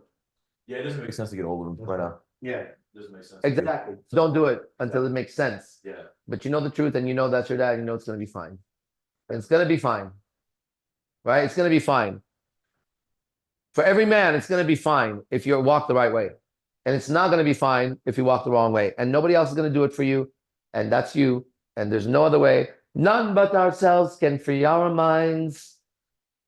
Have no fear of atomic energy, because none of them can stop the time. How long shall they kill your prophets while you stand aside and look? Woo. Some say it's just a part of it. You've got to fulfill the book. Won't you help me sing these songs of freedom? That's all I ever had. Redeem yourself. Redemption songs. Redemption songs. Right? Beautiful song to listen to. Now do it. You should always be singing a redemption song when you're out. You're evil if you show another man any weakness. I saw that devil walking in the middle of the street when I was in Hannah yesterday. He looked like a black homeless man you should feel sorry for, standing in the middle of the street, you fucking idiot. That's going to result in somebody else making a mistake, evil bitch. Why are you in the middle of the road? I don't feel sorry for you, you fucking piece of shit. Move. Move. Because if it's righteous, I won't move. So move, motherfucker, and watch them move. Because you're not evil. But darkness moves. Because he looks at you and goes, son of a bitch. Because they're always manipulating you. That motherfucker is manipulating you. And if you're a white person giving that person $1 in America right now, that man thinks you're the devil. Right? There ain't no unracist black man in the streets holding a sign. He deserves to be fucking homeless and stepped on, actually. I hope he's cold and shivering tonight. I hope he pisses his pants and shits in his pants. I hope a fine-ass girl goes by and he desires a luster and he fucking touches himself again. I hope he sees a guy with a nice car and a good job and hates that man and says, can I have $1? Thank you, bro. God bless you. And the man walks away and he curses him. I hope that man suffers in his hell all the way, because I sure as fuck don't want him around my niece. Or my white brother. If I saw him and he was there, I would say, you can't talk to my brother yet. Why? Because you think he's the devil. Yeah. Right? And if he was going to be righteous, he'd kill you. So he's not going to do that. I'm talking for him. What do you got to say to him? He would. Don't fuck with him. You don't want that beef. All right? You don't want that fire, bitch. All right? So that's confidence. Get it? And these words aren't even available to a man who doesn't know God. They can't speak like this. They don't have the poetry. I should be able to speak better than any man. Why? Because I have the light. What the fuck do you mean? Be the best, fuck the rest. Let's go. Show me the next guy. Bring Tate, Andrew Tate. Bring that transgender transvestite online. Do it. Bring him. He's too big to talk to me right now. Okay, fair enough. Let's remember that. Okay. Thank you, guys. See you tonight. Oh, that was great. Everything comes from the book, the New Testament. I'm here to testify that Jesus Christ is the way to salvation of the soul for myself and others around me, that the God in this book will deliver what the God in this book says he will deliver, whether that's fire, damnation, or kingdom of heaven. Okay? And I stand 100% behind that, and I'll sit here again to be challenged on that and challenge their fucking lies. All right? See ya! Amazing. Amazing.